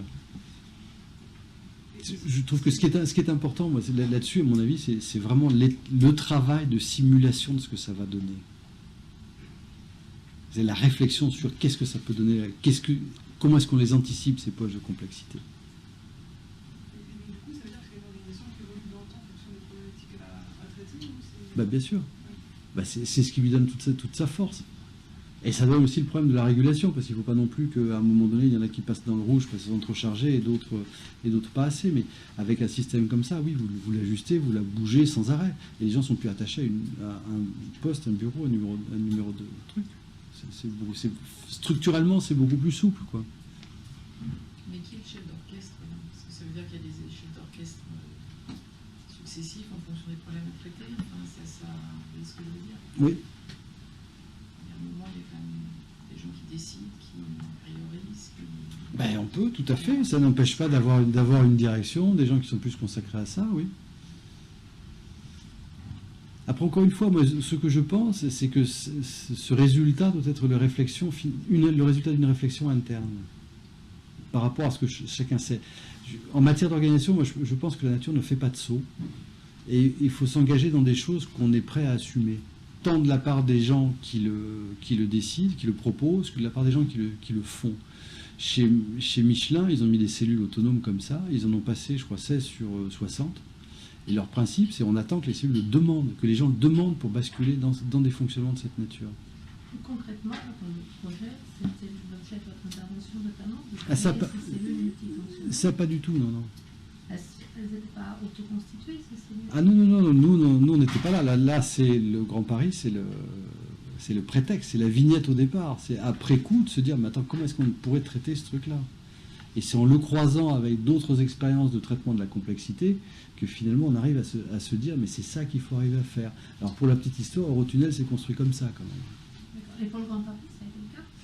Et pour le moment, ils arrivent en plateau, donc je ne sais pas vous dire où est-ce qu'ils en sont précisément. Mais ils s'y orientent petit à petit, ouais, c'est clair.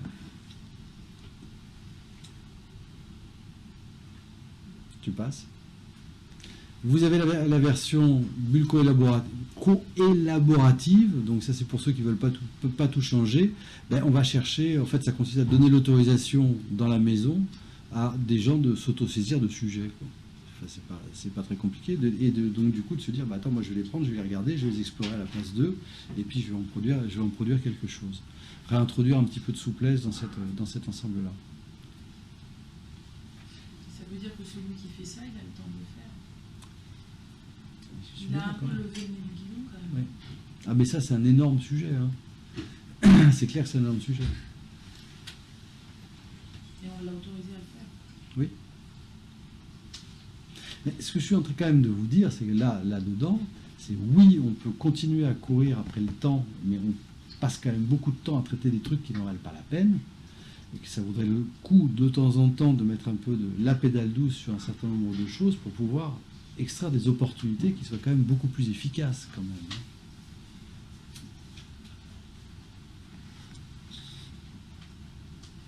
Tu vois dubitative. Ah, je veux ça. Je pense que c'est compliqué.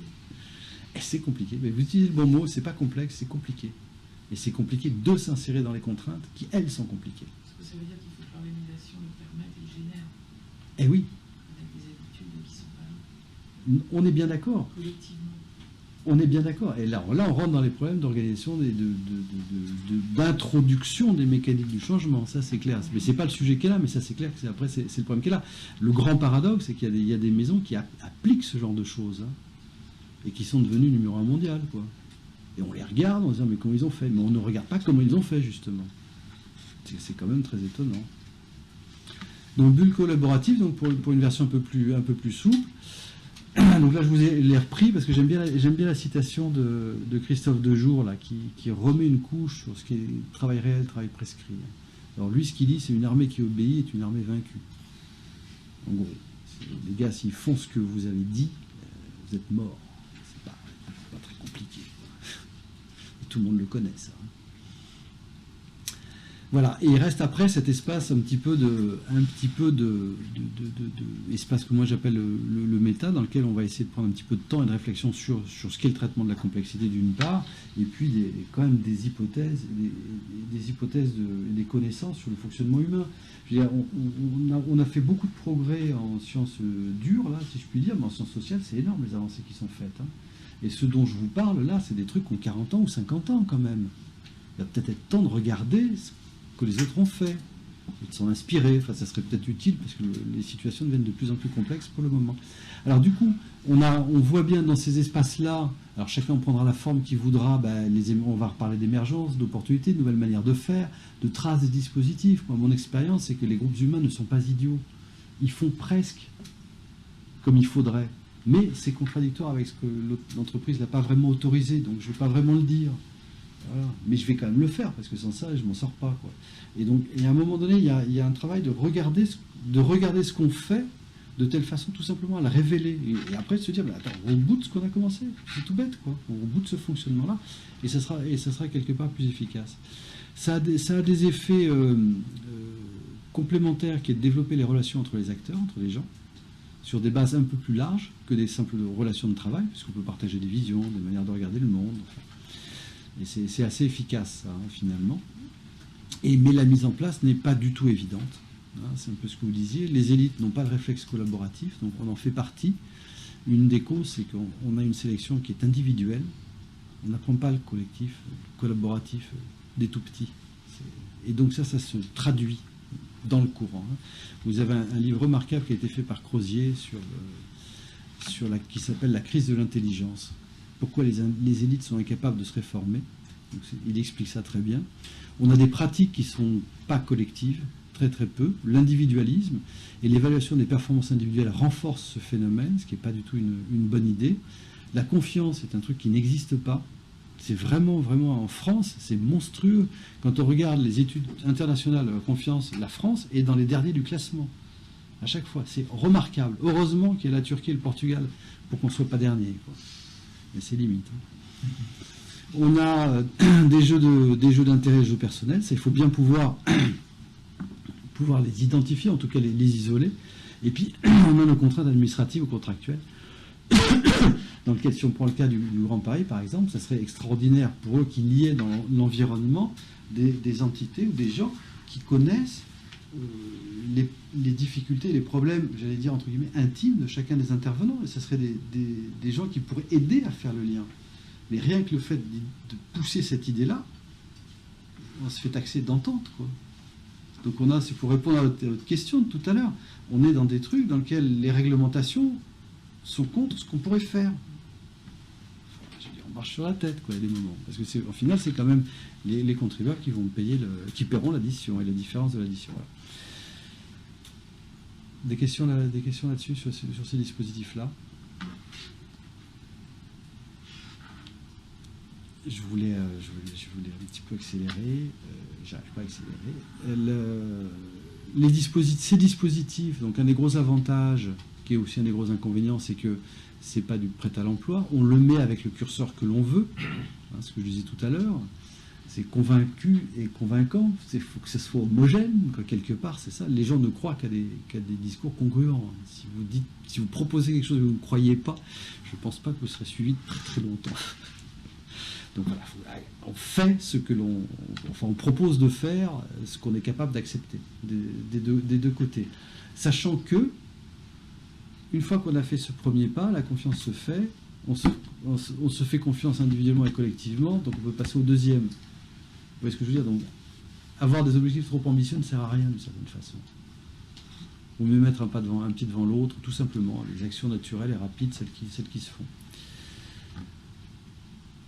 Alors, il y avait un exemple que je voulais faire qui était quand même sur les rôles marginaux. C'est dans le cas du groupe Michel Hervé, que vous connaissez peut-être, qui est un gars qui il souhaitait faire de la politique, donc l'entreprise, ça l'intéressait relativement peu, donc il a lancé, mais il y a très longtemps, il est âgé maintenant, il a 75 ans, moi, lui, il avait lancé des rôles d'apprentis journalistes, en fait.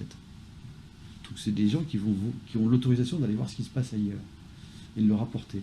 Le chiffre que je trouve intéressant, c'est qu'il y en a 600 sur 3000. Et ça crée un mouvement qui est incroyable. Et c'est juste aller voir, hein, c'est pas mettre la révolution, c'est aller voir, rapporter, tiens, le machin, il fait ci, il fait ça. Donc tout ça pour dire qu'on peut le faire avec des degrés qui sont très nuancés, très variés. Alors qu'est-ce qu'on a dit finalement? Donc la complexité, c'est l'affaire des cerveaux. Nos cerveaux se sont développés en face de la complexité. La nature est quelque chose de complexe. Tout est relié. Donc on est vraiment taillé pour ça, clairement. Donc le but, c'est de les mettre dans les conditions de la traiter et de les protéger des complications et des jeux d'intérêt. En tout cas, de les isoler.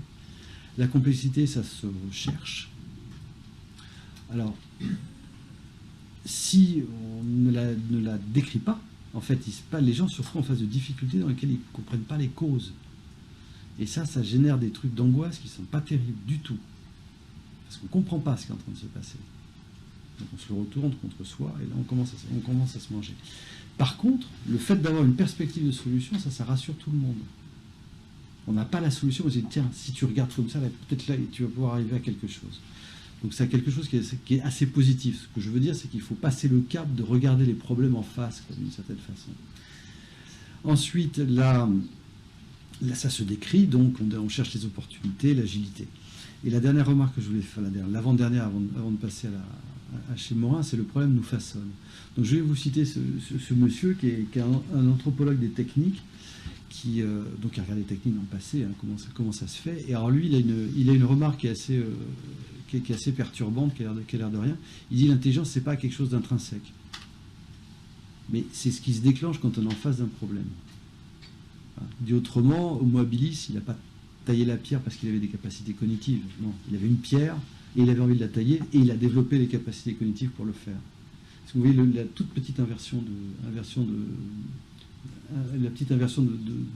positionnement.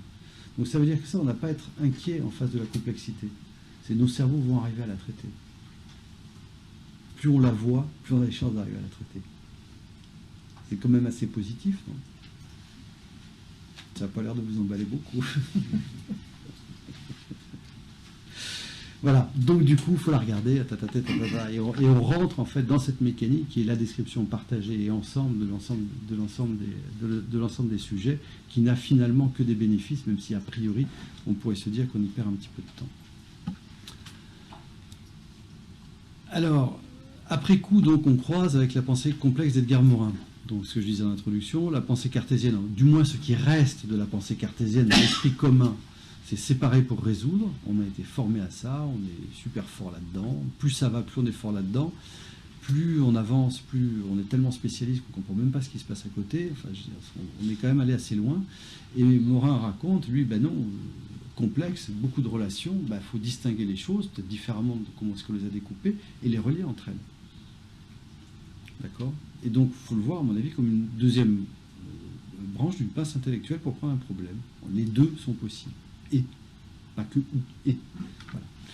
De ça, lui, il sort un certain nombre de concepts, dont j'espère qu'il m'excusera, je les ai un peu massacrés, je les ai un peu réduits, qui sont ceux-là. Donc, penser les paradigmes, ça on n'a pas tellement parlé, les paradigmes, c'est la manière dont on voit les choses. La pensée cartésienne est un paradigme, elle permet d'éclairer le détail, mais perd les liens. La pensée complexe, elle met en lumière les liens, mais perd peut-être la profondeur de champ dans certains endroits. Détecter les émergences, on a parlé. Pensée dialogique, c'est le fait d'avoir deux vérités qui peuvent être antagonistes. Donc, moi, je le résume assez simplement en disant, bah, finalement, on a le droit de ne pas être d'accord avec soi-même, quoi. Et ça nous arrive, enfin, moi, ça m'arrive assez régulièrement. Je sais pas, non, jamais. Cette idée-là, relier, toujours tout relier, toujours chercher à tout relier en tout le temps. Les causalités récursives, c'est que les causes ne sont pas nécessairement linéaires. Hein. On peut avoir plusieurs causes qui vont bouger un ensemble qui va générer quelques mots. L'irréductibilité, c'est on ne peut pas réduire quelqu'un à sa fonction. C'est un être humain, il a des enfants, il a ci, il a ça, il pense. Enfin, c'est un être complexe qui a toutes ces dimensions. Et les problèmes, c'est pareil. L'eau grammatique, c'est le fait de dire que on est individu dans la société et en même temps la société est dans nous. On a une partie des règles qui nous sont incorporées dans cet ensemble-là. Donc changer la société, nous changer ou changer la société, finalement, on interpelle les mêmes dimensions. Penser le désordre comme un état transitoire, ben oui, on est finalement un petit peu toujours en mouvement. Toute action est un pari. Ça, vous le savez, je pense mieux que moi, c'est que moi, je ne suis pas décideur, donc les actions, j'en fais pas. Mais toute action, bah oui, on risque de s'être trompé, donc il faut avoir surtout la capacité de pouvoir être agile par rapport à ça. Intégrer la stratégie de l'agilité, bon, bah, ça c'est un peu une idée équivalente. Et la pensée réflexive, c'est être capable de regarder un peu ce qu'on fait, quoi. S'appliquer à soi-même, regarder ce qu'on fait, servir d'exemple, enfin c'est assez riche. Et la surprise, c'est ça, c'est que finalement, donc il est un peu touffu celui-là, mais finalement, sous ces concepts-là, en fait, on retrouve et on peut plugger l'ensemble des éléments dont on a parlé jusqu'à maintenant, qui sont un petit peu issus de l'expérience du traitement de la complexité tel que moi je l'ai vu au sein de la maison. Je vous laisse réagir ou pas, vous arrivez à lire.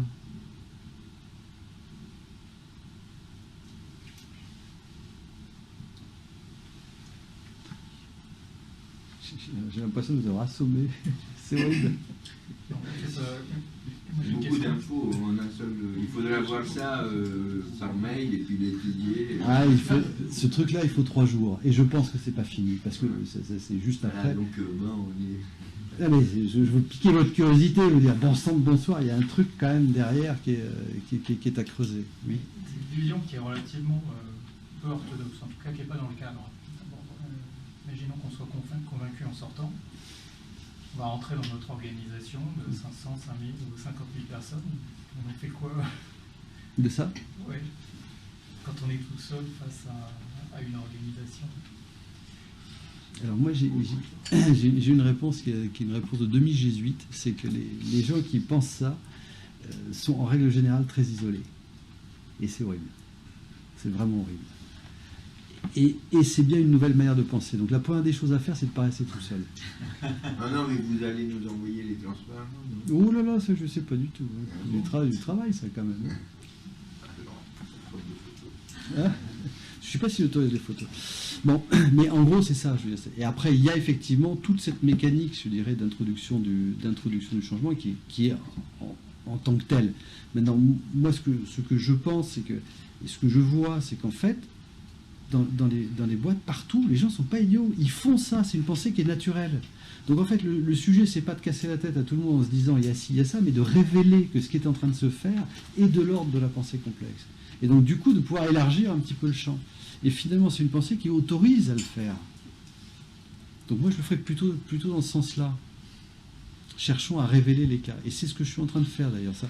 Parce que de ça, moi j'en ai écrit un livre, en fait. Hein, et je suis en train de chercher des cas d'application. C'est-à-dire, qu'est-ce que ça veut dire dans ce cas pratique qui est là? Parce que là, on est très conceptuel. Ça a des implications très pratiques. Si vous regardez, vous ouvrez la radio demain matin, écoutez les mesures qu'ils sont en train de faire, écoutez-les à l'aune de la pensée complexe et vous allez vous dire, il y a quelque chose qui ne marche pas. Quoi. Comment peuvent-ils espérer attraper le problème comme ça?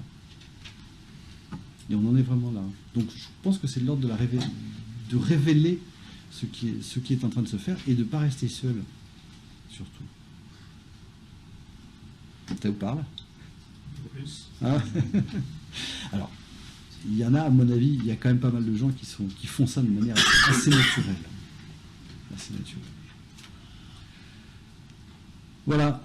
Alors, je voulais juste vous... parce que du coup, je suis parti un peu là-dedans, et puis après, je voulais laisser un peu de temps pour les questions. Bon, moi, je suis là. Donc là, c'est tout un cheminement qui se fait à partir d'un point de détail. Je voulais revenir sur une notion qui était une notion d'idée vague dont j'ai oublié de parler. L'idée vague, c'est le truc qui vous passe par la tête dans une réunion, et puis les trucs, et puis paf, puis vous n'osez pas le dire.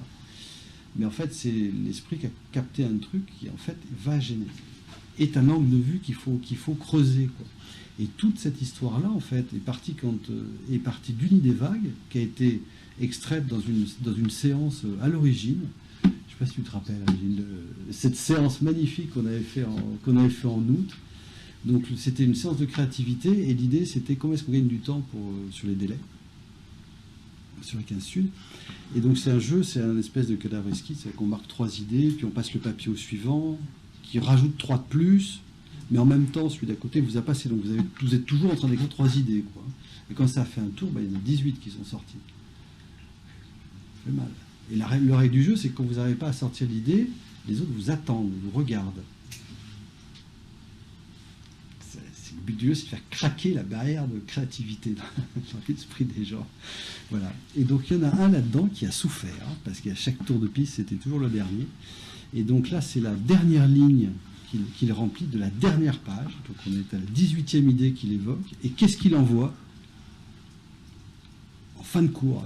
C'est de diminuer les délais du planning. Prévoir des moments conviviaux pour faciliter des échanges officieux. Et là, je me suis dit, le pauvre garçon, il est mort, ça y est. Là, on est foutu. Parce que moi, je suis arrivé en tant qu'ingénieur, je ne m'attendais pas à ça, quoi. Et de là, cet angle de vue des gens, et j'ai commencé à regarder tout le truc pour arriver à cette attaque. Donc tout ça pour vous dire, méfiez-vous des idées vagues qui se promènent, ça peut être relativement dangereux. Voilà, si vous avez un peu de courage,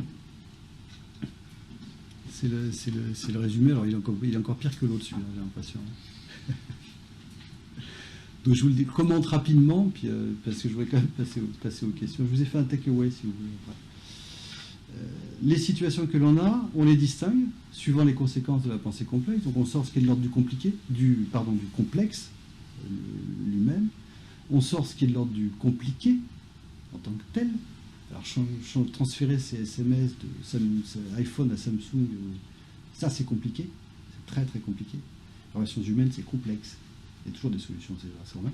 Et isoler quelque part les jeux d'intérêt. Donc les complications, ça se réduit. La complexité, on l'a décrit. Il faut des conditions qui soient humaines. On se retrouve avec un portefeuille de problèmes qu'on va malaxer. Donc pas de complexe. Le problème nous façonne, donc ça vient tout seul en fait. Là-dessus, on a d'ores et déjà quelques émergences qui sont les dispositifs de l'organisation du travail dont je parlais, qui sont à décliner complètement, des postures, on a des raisonnements, enfin il y a plein d'applications de ce truc-là qui sont très pratiques. Moi j'en parle de manière assez comment on appelle ça, un peu conceptuelle, mais vous prenez un cas comme Google, par exemple, Google applique dans les faits un certain nombre des conséquences de la pensée complexe. Quand vous arrivez chez Google, vous avez 6 mois où on n'attend rien de vous. Vous avez le temps de regarder comment ça marche, de regarder le problème tel qu'il se pose, pour pouvoir commencer après. C'est des exemples qui sont relativement simples. Des opportunités qui sont à révéler. On sait que pratiquement tout est déjà là, donc il n'y a plus qu'à le regarder. C'est quand même assez plein d'espoir quand même, parce qu'on n'est pas dans une situation, on n'est pas dans une palade totale. Les choses sont là en fait, dans les faits. Mais simplement, il y a un truc qui décolle. Voilà. Et derrière, on a l'application de la pensée donc à des cas diversifiés, c'est ce que j'aimerais bien faire. Ce qui est sympathique, c'est de penser que personne n'a le monopole de la pensée complexe. Au gros, toutes les formes de pensée sont bienvenues. C'est quand même bien, parce qu'on peut y aller tel qu'on est, si je puis dire, comme chez McDo. Et voilà, c'est ce qu'on appelle un paradigme, et c'est le paradigme qu'il faut essayer de propager à partir de maintenant. Je vous laisse. Je suis gentil, j'ai fait un takeaway. Il est écrit petit, bon, je vais voilà, vous m'excuserez, j'ai été un peu long, et parce que je voulais réserver du temps aux questions, en fait. Qui m'intéresse plus que ce que je raconte. Je vous ai assommé. Je veux dire, si finalement on ne retrouvait pas un certain nombre de principes de management assez fondamentaux, en l'occurrence déjà la capacité à fédérer des organisations extrêmement larges et variées autour de visions communes, avec une importance justement de la communication, et en top-down et à l'intérieur des membres, de façon à ce qu'il puisse y avoir des échanges pour valider l'adhésion en fait à la vision qui est donnée, parce que ça crée pas mal de ressorts de rappel après, qui peuvent être très utiles en fait pour éviter les divergences de ce que chacun va faire dans sa partie d'organisation. Et puis d'autre part, si on ne retrouve pas en fait des choses qui ont été formalisées sous la forme d'agilité à l'échelle, par exemple, avec la capacité donc de découper quand même des programmes complexes dans des petits projets qui vont regagner en fait en autonomie, et qui pourront gérer leurs priorités et leurs problèmes, à condition simplement de savoir quels sont les pivots autour duquel ils doivent travailler, de façon à ce que les autres puissent bénéficier de leur travail. C'est le principe des organisations cellulaires. Voilà, et le tout en travaillant avant tout sur la qualité de l'échange d'informations entre ces systèmes. On les retrouve alors après dans le Grand Paris, où ils ont la chance d'avoir une magnitude qui est énorme. Participer à ça, ça dépasse complètement les gens, mais c'est même d'ailleurs trop quelque part. Les gens sont attachés. Ils y sont encore, j'ai l'impression. Attachés à ce truc-là. Je veux dire, c'est quand même tellement gigantesque de pouvoir participer à un projet de cette taille. C'est moins évident pour une entreprise. Mais cela dit, c'est ça qu'il faut chercher. C'est clair. C'est des grands ressorts de la motivation. C'est de pouvoir ensemble faire quelque chose qui nous dépasse individuellement complètement. Mais quelque chose qui a un sens. C'est ça qu'ils demandent, c'est ça que les gens demandent. Et après l'articulation, oui, ça c'est le principe des organisations, des organisations cellulaires. On génère les poches de complexité. La contraposée, c'est de se simplifier les liens d'interaction, en fait, dans la réalité. De telle façon à pouvoir les manipuler de manière plus agile. Et avec l'importance de la vision au départ, c'est ce qui a permis notamment la construction des cathédrales. Il y avait cette vision partagée. Moi, ça me fascine comment ils ont réussi à faire ce truc-là ensemble. Il n'y a pas d'informatique, il n'y a pas de machin. Et comme quoi, il ne faut pas non plus... des bons cerveaux humains qui s'y prennent bien, ça marche bien, ça marche quand même vachement bien, ce truc-là. Alors, il y a une chose que je voulais dire aussi, c'est que quand on parle de ces organisations cellulaires, En fait, moi, je me suis rendu compte en parlant à des dans un grand groupe, là, chez un client, la personne me dit c'est le résultat de l'audit qu'on vient d'avoir. Mais pas pour résoudre les problèmes de complexité, pour résoudre les problèmes de coût. C'est quand même assez étonnant. Hein. Donc, il est fort probable que ce type d'organisation se développe pour cette raison-là, qui n'est peut-être pas toujours très très bonne. Et auquel cas, ça va être intéressant de voir comment, une fois qu'ils auront fait ça, pour des raisons de coût, ils vont se retrouver avec des bénéfices ou des comportements un petit peu déviants, un petit peu différents, on va dire. Oui. Même si vous avez parlé du fait que sur la partie KPI, c'était un petit peu, ça pouvait parfois brouiller un peu les pistes, est-ce que vous avez pu évaluer un petit peu l'efficacité qu'avait pu avoir l'implémentation de ce type d'organisation? Je sais pas le dire. Je sais pas le dire. Moi, je sais en fonction de mon expérience qu'il y a des endroits où l'ambiance de travail a changé, est différente en fonction des différents endroits, ça c'est clair. La qualité de production des équipes au sens est-ce qu'ils sont moins chers, est-ce qu'ils vont aller plus vite, ça je sais pas le dire. Mais cela dit, j'ai pas non plus cherché à le dire. Moi, c'est comme l'argent, moi je m'en occupe pas. C'est des trucs qui sont. Vous savez pas le dire ou vous savez pas le mesurer? Moi, je ne sais pas le dire, c'est pas mon métier. Faut le demander au directoire, quoi. Ça c'est clair. Et le management alors? Qu'est-ce qu'il en a pensé, le management? Je reviens sur ce que je disais. Les endroits où ça a marché, les gens sont quand même vachement plus, plus heureux, quoi. Il faut voir l'impact que c'est ce que c'est le stress. Hein. C'est pas rien. C'est vraiment pas rien du tout. Hein. On le voit, on a tendance à le voir. Moi, ça m'agace un petit peu sous l'angle bienveillance, machin, tout ça. Mais c'est pas ça. C'est pire que ça. Je veux dire, ça tape sur la santé, ça tape sur le discernement, ça tape sur la nuit, ça tape sur la vie. Enfin, c'est horrible, quoi, hein, ce truc-là.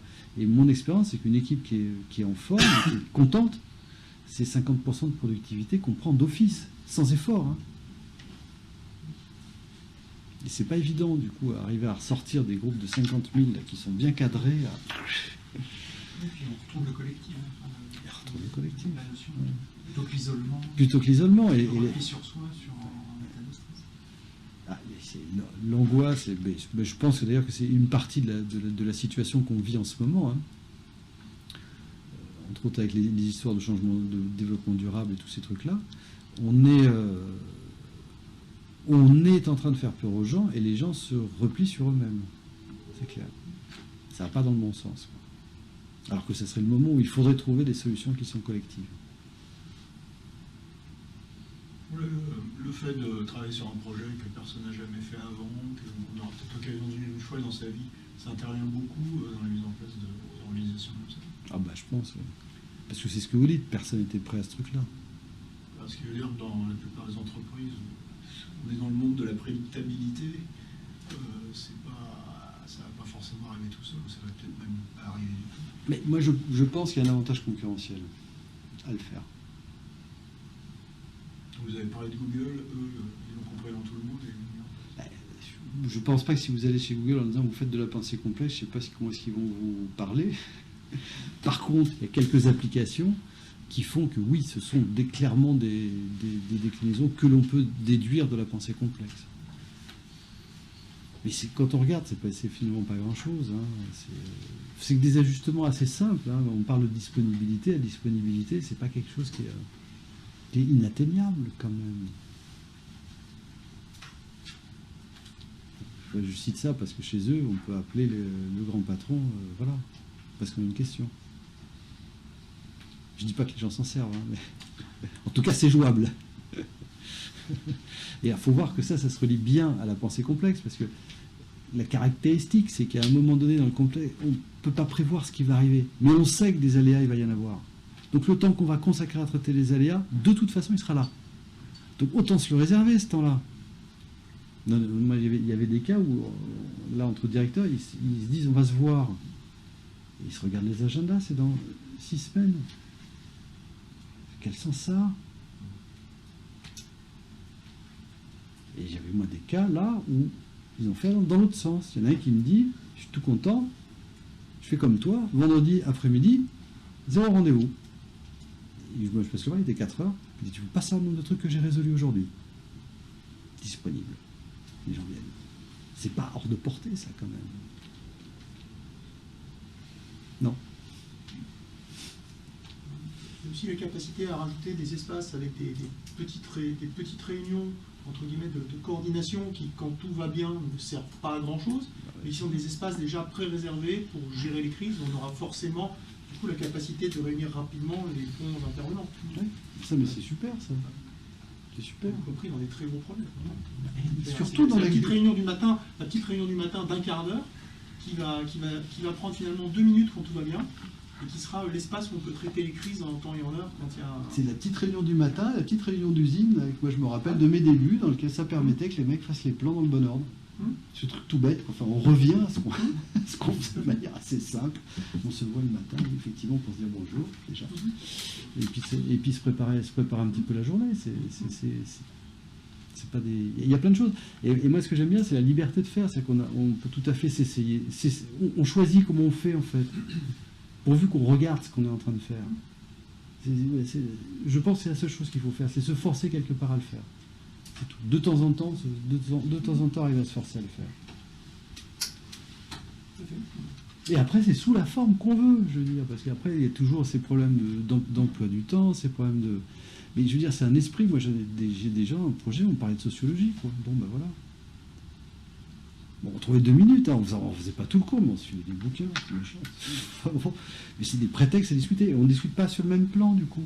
Parce qu'on fait comprendre, on sait à qui on parle, en fait. On parle à quelqu'un qui pense ce genre de choses. Donc ça devient des pistes de construction qui sont intéressantes. Est-ce que ça peut diffuser au niveau des autres partenaires, des parties prenantes? Du Grand Paris? Ah, ça serait bien. Je pense que ça serait plus qu'utile. J'ai dit ça, j'ai rien dit. Je pense que c'est ce qui va se passer. Oui. Parce que si tout le monde, dans l'ensemble, partage ce type de vision, on a un point de... Ce que je viens de dire, en fait, on a un point de discussion qui est au-delà des problèmes qu'on a. Donc on peut se parler sur un autre plan. Et une fois qu'on est d'accord sur cette relation de la personne avec qui on est, les problèmes techniques, les problèmes qui viennent derrière, ils sont quand même derrière. Ils sont quand même la couche en dessous, plus facile à traiter. Mais est-ce que ça ne va pas de toute façon naturellement quand on travaille dans la durée avec les gens? Si, je pense. Plus ou moins. Je ne suis pas persuadé que ça soit aussi automatique. Moi, mon expérience, c'est qu'il y a des moments, c'est mal parti. Et quand c'est mal parti, ça risque de déraper. Voilà. Et on le voit sur les... On est sur des projets à long terme, où la seule solution est de travailler en partenariat. Oui. Sinon, ça ne marche pas. Et de toute façon, tu as travaillé 5 ans, si on le partenariat, ça ne marche pas, il y en a un qui part. Du coup, naturellement, de toute façon, les gens, ils travaillent longtemps ensemble, ils se connaissent, c'est ça. Oui. À mon avis, oui, mais ça se fait avec plus ou moins de souffrance, ça se fait avec plus ou moins d'eux, et je pense qu'il y a vraiment des moments où ce truc-là, on peut le gagner tout de suite. Franchement. Et l'air de rien, enfin, moi je vois 1 an pour arriver à ça, et ainsi de suite. Merde, 1 an, on aurait pu faire autre chose, quoi. Si on avait su, on se serait parlé différemment. Et on peut faire autre chose. Et donc, parce que dans cette qualité d'entente, il y a aussi toute la recherche de la solution qui est autrement. Tout ce que dans le jargon, là, c'est l'opportunité, il faut l'avoir. Et vous l'avez beaucoup plus facilement avec quelqu'un avec qui vous entendez, qui va accepter une idée de votre part, même si c'est n'importe quoi, même si certaines sont n'importe quoi. Enfin, je ne dis pas que c'est n'importe quoi, mais de temps en temps, c'est bien de... Moi, je vous écoute là depuis le début, j'ai quand même l'impression que vous êtes dans un monde de bisounours. Ah, moi, je crois pas. Il y a quand même toujours des gens qui empêchent de tourner en rond, et on ne peut rien, ça. Ça veut dire quand même qu'on accepte le doute dans l'organisation. Bah oui. Et c'est quand même assez rare en France que dans les entreprises on accepte de douter, de se remettre en cause à tout niveau comme ça en permanence. Mais je dis pas le contraire. Moi, j'ai pas. Ce que je suis en train de dire, c'est qu'on arrive dans des mondes qui sont de plus en plus complexes. et compliqués, et que si on veut les traiter, ceux-là, il va falloir passer à ça. C'est ça le paradoxe des choses. C'est que petit à petit, on n'a plus le choix. Sur le Grand Paris, ils ont qu'un choix très relatif de s'entendre ou pas. C'est ce que vous disiez, il n'y a pas le choix, d'une certaine façon. Et c'est pas en se frictionnant, ainsi de suite, qu'ils vont arriver aux éléments. Hein. Ça, moi, j'en suis intimement convaincu. C'est ce que j'essaie d'expliquer dans la nature. C'est un peu ce qui est propre à la nature complexe. C'est pas en se raidissant qu'on la résout. Et je suis d'accord avec vous que c'est pas gagné. Ça, c'est clair. Mais c'est pas parce que c'est pas gagné qu'il faut pas essayer. C'est un mode de pensée, un mode d'action qui n'est pas très français. Ah, ça c'est clair. Parce que ça commence dès l'école, en fait, ça. Oui, madame. Dès l'école. C'est les modes d'enseignement, on est quand même... Je suis d'accord. On part de très loin. Il y a quand même peu de gens qui sont dans cette posture-là.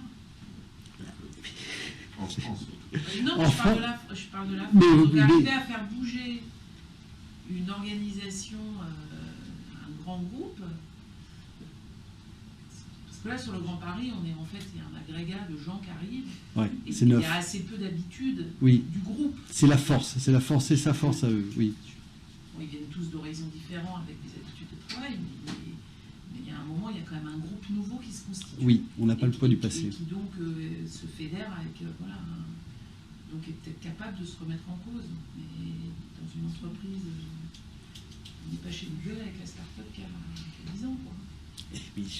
Je suis bien d'accord. Après, la question, c'est est-ce que c'est un mode vers lequel il faut tendre ou pas?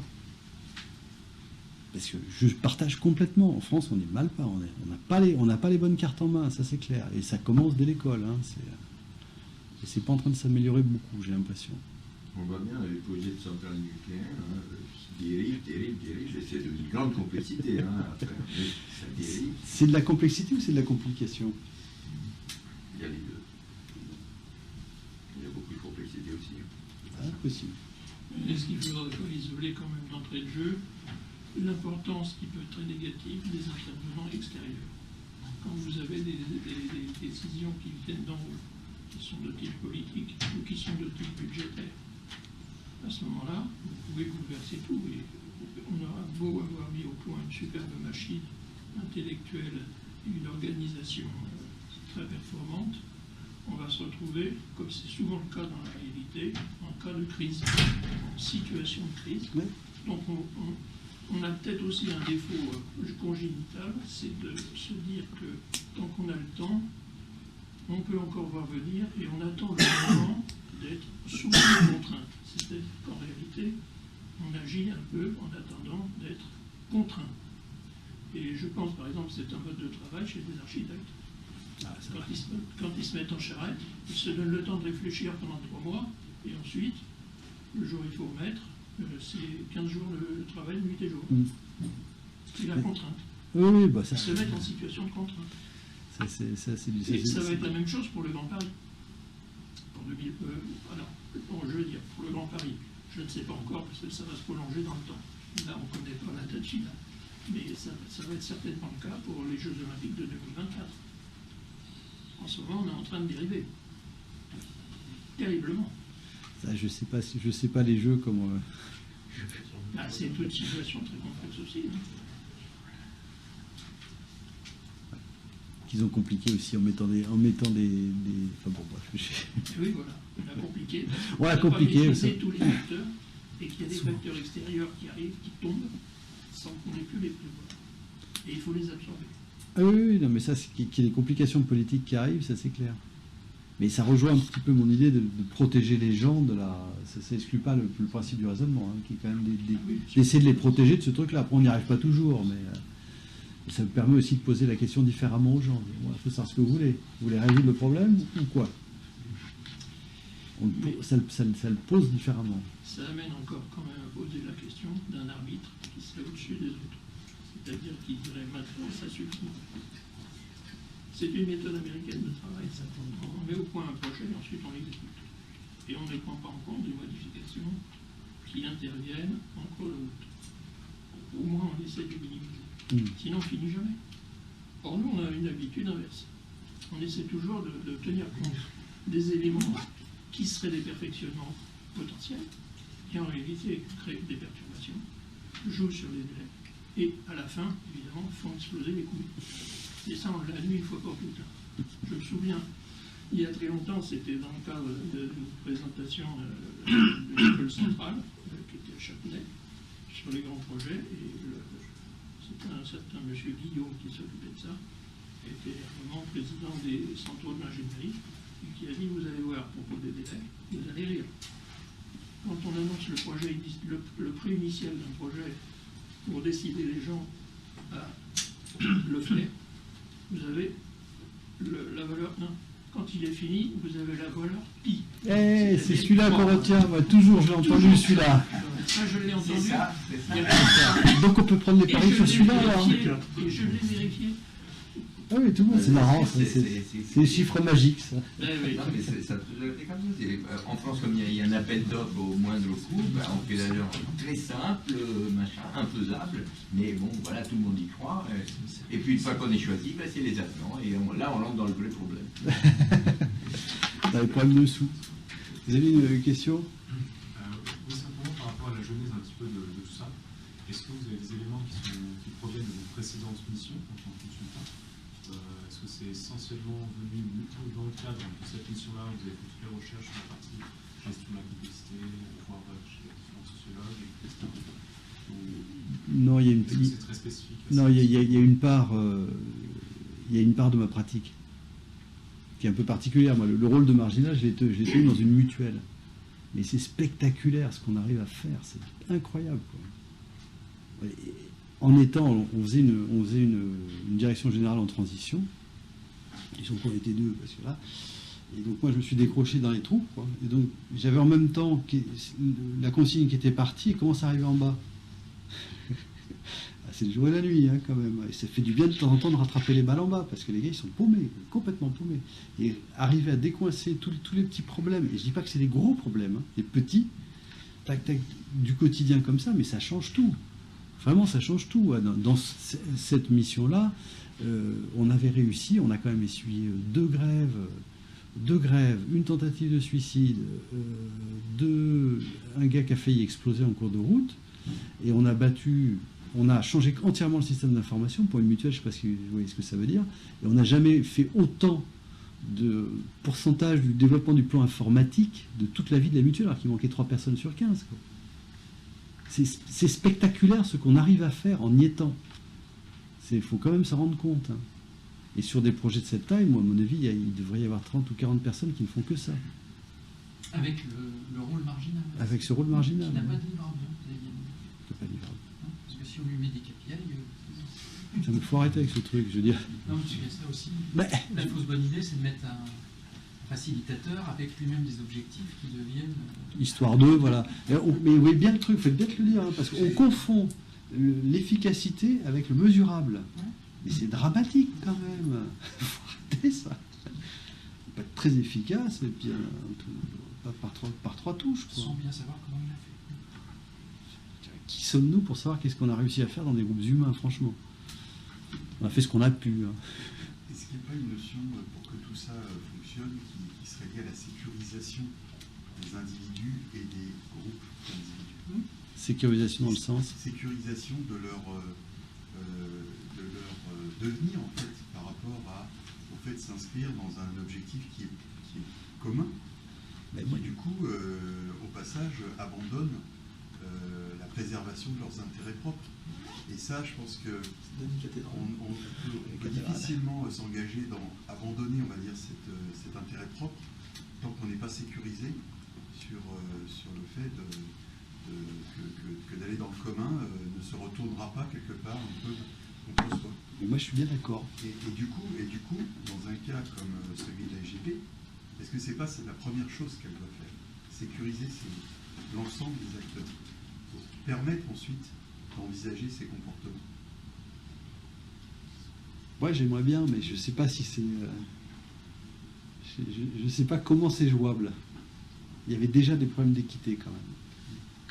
tout simple, parce qu'évidemment, le jeu des marchés, il est pernicieux, parce que lui, il n'avait pas assez de machin, il n'avait pas assez de chiffre d'affaires, donc il est passé un peu en dessous.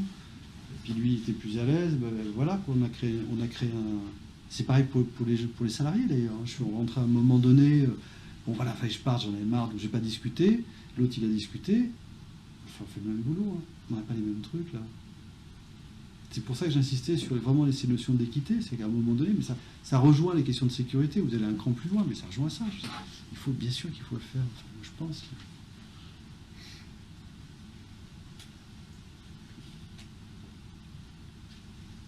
Oui. Une question en deux volets, une question pour distinguer deux volets et monter à la politique. Revenir sur deux choses que vous avez dites. La première, c'est sur la confiance qui est, enfin, le manque de confiance dans un marché français. Je voudrais bien comprendre les causes qui sont associées à ça. Les causes. Les causes. Et la deuxième, c'est ce que dit sur l'intelligence qui n'est pas intrinsèque, oui. qui s'adapte, qui se développe face à oui. l'adversité. Est-ce que ça, c'est pas la clé, justement, pour répondre au manque de confiance? Comment y arriver? Vas-y, c'est-à-dire le fait que je vous dise qu'on a un déficit de confiance, ça va vous générer le fait de vouloir la rattraper, le résoudre. C'est ça? Le fait de dire l'intelligence n'est pas intrinsèque, oui. Ça développe face à l'adversité, face à... ça se développe face au problème, au sujet, oui. C'est un peu ce que j'ai compris. Oui, c'est ça. C'est une clé qui répond tout à fait à la question du manque de confiance. Oui. D'où l'intérêt du fait que je le dise. Puisqu'en le disant, on se dit, zut, tiens, mais on a finalement un bout de problème là. Et qu'est-ce que ça veut dire? Et comment est-ce qu'on le fait? D'ailleurs, quand on avait monté le séminaire Grand Interne, là, avec tous ces participants, c'est un des messages qu'on avait passé. Vous avez réussi à faire tout ça, malgré le fait que nous soyons dans un pays de défiance. Alors, qu'est-ce que ça va être le jour où vous aurez confiance les uns dans les autres? Ça va être 100 fois mieux. Alors, je ne sais pas si ça a été reçu comme ça, mais... Après, c'est pas moi qui le dis, c'est François Sigaud. Hein, t'as répondu? Non. Sur la deuxième partie, oui, sur la première, pour vous, pourquoi est-ce que c'est si... À la cause. Pourquoi est-ce qu'on n'a pas cette conscience que... La cause de l'absence de confiance en France, je sais pas dire, franchement. Par contre, ça se voit. On voit bien que dans toute mesure qui est prise, la préoccupation, c'est comment les gens vont pouvoir ne pas tricher. On commence comme ça. On n'est pas en train de construire quelque chose. On regarde comment vous allez pouvoir ne pas tricher. C'est ça. Comme la loi française, comme les impôts, comme tout. Comme tout. On ne parle pas du principe que vous allez faire un truc. Non, vous allez tricher, donc on va faire comme ça. Et tout est pensé comme ça. Et c'est horripilant, parce qu'évidemment, si on me traite moi de voleur, je fais quoi? Je vais voler, hein, puisque je le suis. C'est parce que culturellement, la base de notre système éducatif est liée en fait à l'apprentissage où on réprimande l'erreur en fait. C'est possible voilà. aussi. Là où en fait il y a d'autres cultures, on parlait de culture nord-américaine, là où on est dans un apprentissage où c'est l'encouragement à aller se confronter à l'épreuve, et si on se plante, voilà, c'est un nouvel encouragement pour y retourner. Et ça donne effectivement quand vous faites un panier au basket, en France, on va vous dire, si vous le ratez, oh le nul, etc. Aux États-Unis, vous faites un basket, vous le réussissez, ils vous disent nice shot, si vous le ratez, ils vous disent nice try. Et ils disent toujours nice. Tandis que nous, on dit oh le nul, quoi. Et ça, c'est dès la plus tendre enfance, hein, dans les parcs pour enfants, quand il y a le comportement d'une maman française et le comportement d'une maman américaine se rappelle tout de même. Le comportement d'une maman française, elle va être tout de suite en train de regarder où est son enfant et être capable de le rappeler à tout moment si elle estime qu'il va trop loin. Le comportement américain, ça va être plutôt de l'encourager à aller jouer avec les autres. C'est culturel. Inversement, un des avantages qu'on va avoir en France, c'est la capacité, dans des systèmes complexes, à avoir une pensée nuancée et pas, entre guillemets, digitale, entre guillemets, qui est de 0 ou 1, là où les Nord-Américains vont plutôt être dans une logique de penser la complication, en étant capable, en fait, de disséquer les problèmes jusqu'à ce qu'à un moment donné, la solution, ce soit blanc ou noir, pour après tout réagglomérer. Et donc, on va rattraper, je dirais, le handicap culturel qu'on a au départ dans le système éducatif, on va le rattraper par la capacité en fait à faire des études qui vont marier en fait des sujets qui ne sont pas forcément mariés en fait dans d'autres cultures. Ça dépasse un peu, mais ce qui fait d'ailleurs la réussite de l'ingénieur français dans un environnement américain. Ça sera pas, il va partir avec un handicap en termes de confiance. Et il y aura d'ailleurs, ça peut poser d'ailleurs des problèmes en termes de management dans la capacité à prendre des responsabilités ou pas par rapport aux attentes d'un mode de management nord-américain. En revanche, il va tout de suite avoir la capacité de marier, de créer des liens entre des sujets qui seront pour lesquels en fait le nord-américain ne verra pas forcément les liens. Je sais pas dire ça. On aurait dû penser un peu plus naturellement, un peu plus complexe que. Un peu plus transversal.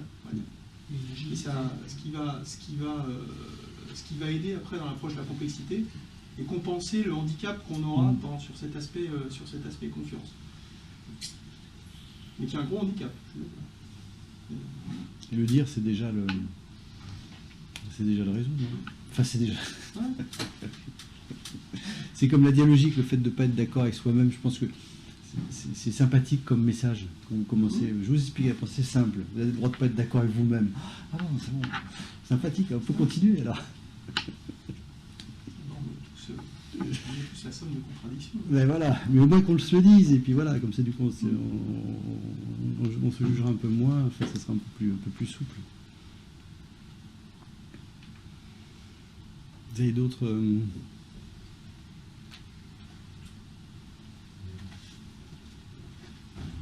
Bon. Merci beaucoup. Merci.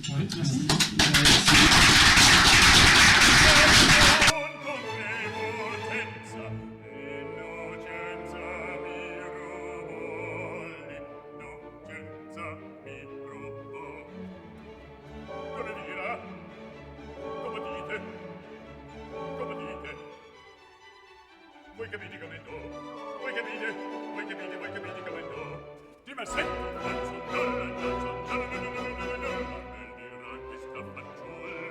questa fanciulla è un'orretta, circumcerca, e con lei girando